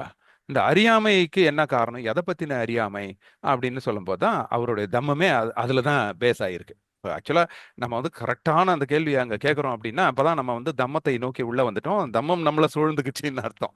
அதனால அந்த கேள்வி கேட்கிறோம் நம்ம. அப்போ எப்படி அப்போ ஒரு விலங்கு ஐந்தறிவு உள்ள விலங்கு அது பாட்டு வாழுது, அது பாட்டு போகுது. ஆனா நம்ம 6 அறிவுன்னு சொல்லிக்கிறோம். இவ்வளோ பிரச்சனைக்கு உள்ளாகிறோமே ஏன் அப்படிங்கிறது தான் தம்மத்தின் அடிப்படை கேள்வியே. நம்ம அதை சுருக்கமா நான் அடுத்த வாரம் சொல்றேன் சார்.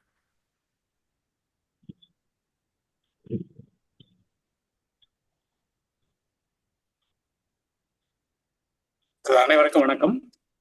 டாக்டர் ஜெய்பீம் நமோ புத்தா. ஜெய்பீம் நமோ புத்தாய சார்.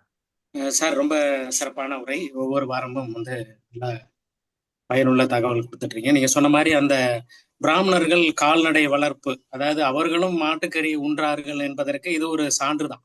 ஏன்னா ஒரு கால்நடை பராமரிக்கிறவங்க அதை உணவா எடுக்காம இருந்திருக்க முடியாது ஒன்று. அதே மாதிரி அப்புறம் இன்னொரு முனிவர் எப்படி அழுக்குகளை மேல பூசிக்கிறாரோ அதே இது சென்ற 24ஆம் தேதி இங்க சத்தியமங்கலத்துல ஒரு கோவில்ல சாணி அடி திருவிழா பாத்தீங்கன்னா, அது இந்த காலத்திலயும் அது போல நிகழ்வுகள்லாம் நடந்துகிட்டு தான் இருக்கு. அப்ப ஒவ்வொரு விஷயமும் ஏதோ அப்ப நடந்தது அப்படிங்கறது இல்லாம எவ்வளோ மாற்றங்கள் நிகழ்ந்தாலும் அந்த பிரச்சனை இது பின்பற்றிக்கிட்டு தான் இருக்காங்க அப்படிங்கிறது ரொம்ப இதா சொன்னீங்க. அதே போல தம்மம் வந்து நம்ம வந்து பிராக்டிஸ் பண்ணும்போது அதை நம்ம ஃபீல் பண்ணும்போது ஏற்படுற மாற்றங்கள், உணர்வுகள், அதுதான் வந்து உண்மையிலேயே வந்து அதை நம்ம ரொம்ப முழுமையா நம்மளை புரிய வைக்கும் அப்படிங்கிறதுக்கு நீங்களே வந்து சொன்னீங்க.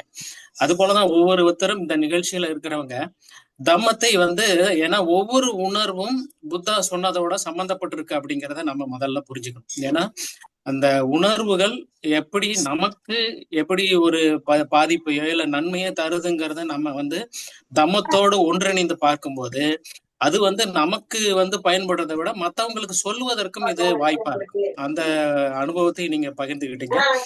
வகையில ரொம்ப மகிழ்ச்சி. நன்றிங்க சார். நன்றி. நன்றி நன்றி செல்வன் சாக்கியா சார். நன்றி சார். எட்வர்டு பிரதர், நீங்க கை தூக்கிற மாதிரி காமிக்குது.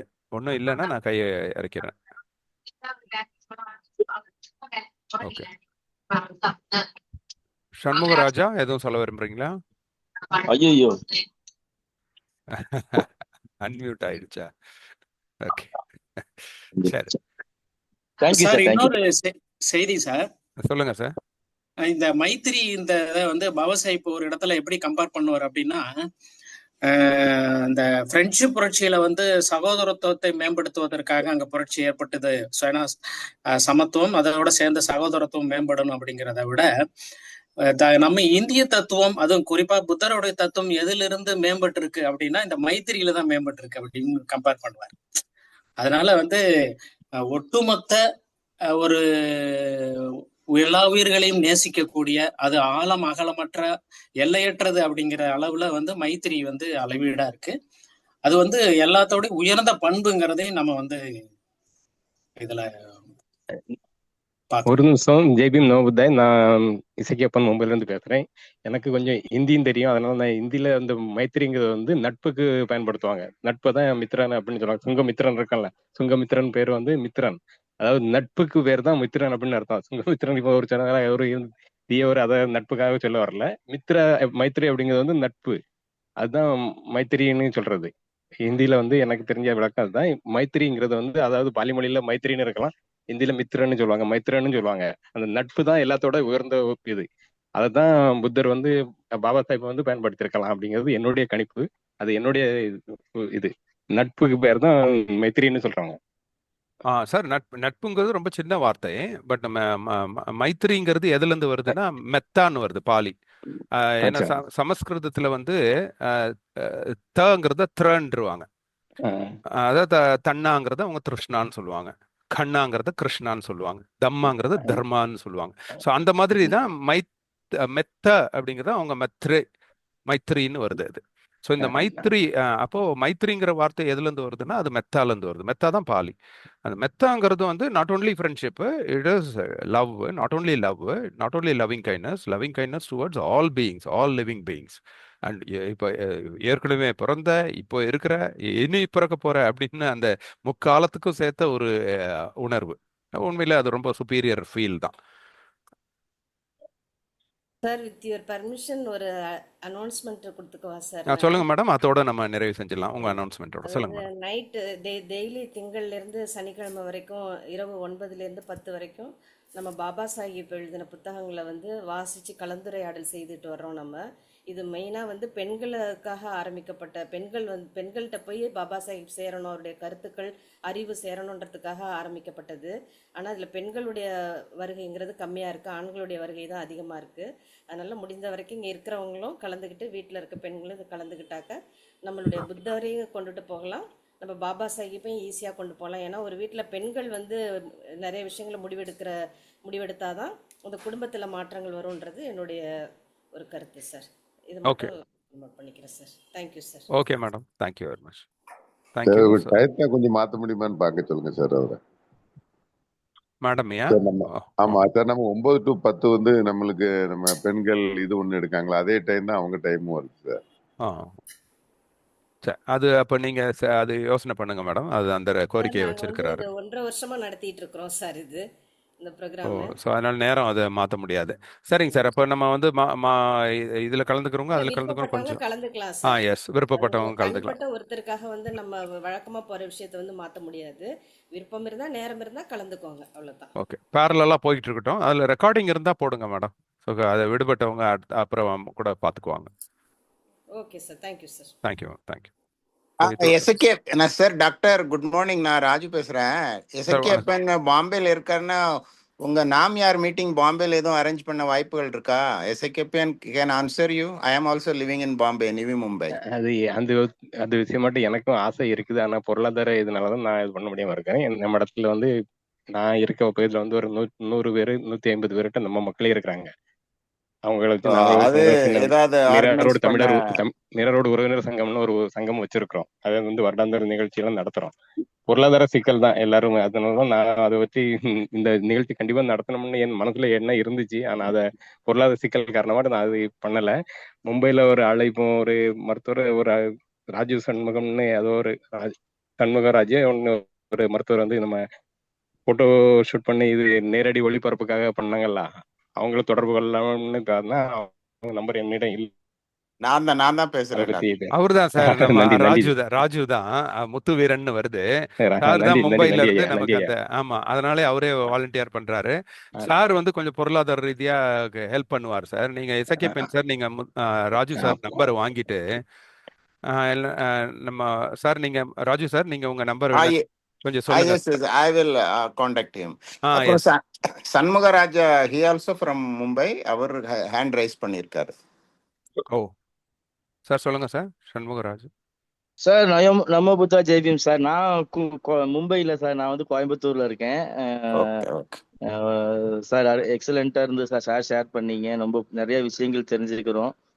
இப்போ சார் பேசினாங்க சார், நாங்கள் கொஞ்சம் பேர் தான் இருக்கோம், யாரும் ஃபினான்ஷியலாக சொன்னாரு. அதை பற்றிலாம் கவலைப்படாதீங்க சார். கண்டிப்பாக நாங்கள் கோயம்புத்தூர்ல நடத்தினப்போ யாரும் வருவாங்கன்னு நினைச்சோம். நாங்கள் ஒரு 10 பேர் தான் இருந்தோம்னு நினைச்சோம். கடைசியில் பார்த்தா அரங்கம் நிறைஞ்சு வெளியில நின்று இருக்கிற அளவுக்கு கூட்டம் வந்தது. எப்படி வந்துடுவாங்க, பாம்பேல ஸ்டார்ட் பண்ணுங்க, நாங்களாம் வரோம் சார். பாம்பேக்கு சுத்தி பார்க்கறதுக்கும் உங்களையெல்லாம் சந்திக்கிறதுக்கு எங்களுக்கு ஒரு வாய்ப்பா ஏற்படுத்திக்குவோம். நாங்க தயவு செஞ்சு நடத்துங்க சார். நாமியார் ப்ரோக்ராம் பாம்பேல நடத்துறதுக்கு எங்களோட வாழ்த்துக்களும் எங்களோட உதவிகளும் பங்களிப்புகளும் கண்டிப்பா இருக்கும். நமோ புத்தாய் ஜெய்பீம் சார். நன்றி, வணக்கம். பொருளாதாரத்தை நாங்கெல்லாம் கூட கொஞ்சம் ஷேர் பண்ணிக்கிறோம் சார். நீங்க பண்ணுங்க. ஏன்னா பாபா சாஹிப் வந்து மும்பையில் ஒரு மிகப்பெரிய ஒரு பௌத்த நிகழ்ச்சியை பிளான் பண்ணியிருந்தார். ஆனால் இறந்துட்டார். அது வந்து அவருடைய கனவு. அவர் வந்து மகாராஷ்டிராவில் நமக்கு நாக்பூரில் தெரியும். நாக்பூர் முடிச்ச உடனே சந்திரபூரில் ஒன்று நடந்தது. அக்டோபர் 14 நாக்பூரில் நடந்தது, 16 சந்திரபூரில் நடந்தது. அதுக்கப்புறம் கிட்டத்தட்ட 2 லட்சம் பேர் வந்து மும்பையில் செய்ய வேண்டியிருந்தது. அப்புறம் அதே மாதிரி பெங்களூரில் பிளான் பண்ணியிருந்தார். இதெல்லாமே வந்து அவர் இறந்த உடனே போயிடுச்சு. ஸோ இப்போ நம்ம வந்து உண்மையிலே அதை எடுத்து நம்ம செய்யணும். இப்போ நம்ம அங்கே மும்பையில் இருக்கக்கூடிய தலித் மக்கள்லாம் வந்து பிள்ளையார் சதுர்த்திக்கு நம்ம ஆடிக்கிட்டு இருக்கோம் அப்படின்னா அது எவ்வளோ எதிர்த்து போயிடுச்சு பாருங்க. பாபா சாஹிப்போட கேரவேன் வந்து பின்னாடி ஓடிடுச்சு. அப்போ நம்ம திருப்பி அதை முன்னாடி இழுத்துட்டு வரணும். அதனால அந்த இடங்கள்ல, அதுவும் இப்போ நீங்க வந்து வாய்ப்பு இருக்கு, ஒரு 100 குடும்பங்கள் உட்கார வச்சோம்னா நம்ம அவங்கள என்லைட்டன் பண்ணோம்னா அது உண்மையிலே பாபா சாஹிப்க்கு செய்யக்கூடிய ஒரு நல்ல ஒரு ரெஸ்பெக்ட். நாங்கெல்லாம் உதவி செய்கிறோம் சார். அங்கே ராஜு சார் வந்திருக்காரு, இப்போ சண்முகராஜ் முன் வந்துட்டாரு, நாங்கெல்லாமே வந்து முன் வந்திருக்கிறோம். நீங்கள் இப்போ செய்ய வேண்டியது என்னன்னா, அங்கே நீங்கள் வந்து ஜஸ்ட் ஒருங்கிணைக்கணும், அவ்வளோதான். சரி சார், நான் கண்டிப்பாக அது முயற்சி பண்ணுறேன். நீங்கள் அதாவது நான் இப்போ ஒரு மாதம் 2 மாதம் 3 மாதம் ஆகலாம் பண்ணுறேன். கண்டிப்பாக நான் அதுக்கு முயற்சி பண்ணுறேன். Okay sir. இப்போ ஒரு 3 மாதத்துக்கு ஆச்சு. அதாவது மார்ச்சுக்கு அப்புறம் தான் பண்ண முடியும். கண்டிப்பா பண்ணலாம் சார். எப்பனாலும் நீங்க இப்ப இருந்தே அதுக்கான அடித்தளம் போட ஆரம்பிச்சிருங்க. மக்களை கொஞ்சம் கொஞ்சமா பேசுங்க. ஆனா ஒரு 100 பேரை நம்ம வந்து அங்க நம்மளுடைய இப்ப புத்தருடைய சமய மாற்று செயற்பாடுகள் மாதிரிதான் இது ஒரு சமய மாற்று செயற்பாடு. சமயம்னா நம்ம வந்து மதம் மாற்றுங்கிறத விட அவங்களோட சிந்தனையை மாற்றுறோம். அவங்க சிந்தனை மாறிச்சுனாலே அவங்களுடைய வாழ்க்கையில இன்னும் நல்லா முன்னேறிடுவாங்க. அந்த நல்ல எண்ணத்துல தான் நம்ம செய்யறோம். சரிதான். எனக்கு வந்து மனசுல தோணுவதாக செயல்படுத்த முடியல. இல்ல இங்க உறவுகள் நண்பர்கள் நிறைய இருக்காங்க. நான் அவங்ககிட்ட எல்லாம் இது பண்ணி கண்டிப்பா பண்றேன். கண்டிப்பா சார். ஓகே, ரொம்ப நன்றி. உங்க அந்த மும்பைல இருக்காங்க, அவங்க நம்பரும் இந்த கோயம்புத்தூர்ல இருந்து உதவி பண்ணணும்னு சொன்னாங்க. அவங்க 2 பேர் நம்பரும் எனக்கு அனுப்பினீங்கன்னா நல்லா இருக்கும் வாட்ஸ்அப்ல. ஓகே சார், நான் அனுப்பிச்சு விடுறேன். ரொம்ப நன்றி. ஜெய்பீம். நமோ புத்தாய். ஜெய்பீம் நம புதாய. காணொலியில் இணைந்திருந்த அனைவருக்கும் என்னுடைய நன்றி தெரிவிச்சுக்கிறேன். மீண்டும் அடுத்த வாரம் ஞாயிற்றுக்கிழமை சந்திக்கலாம்.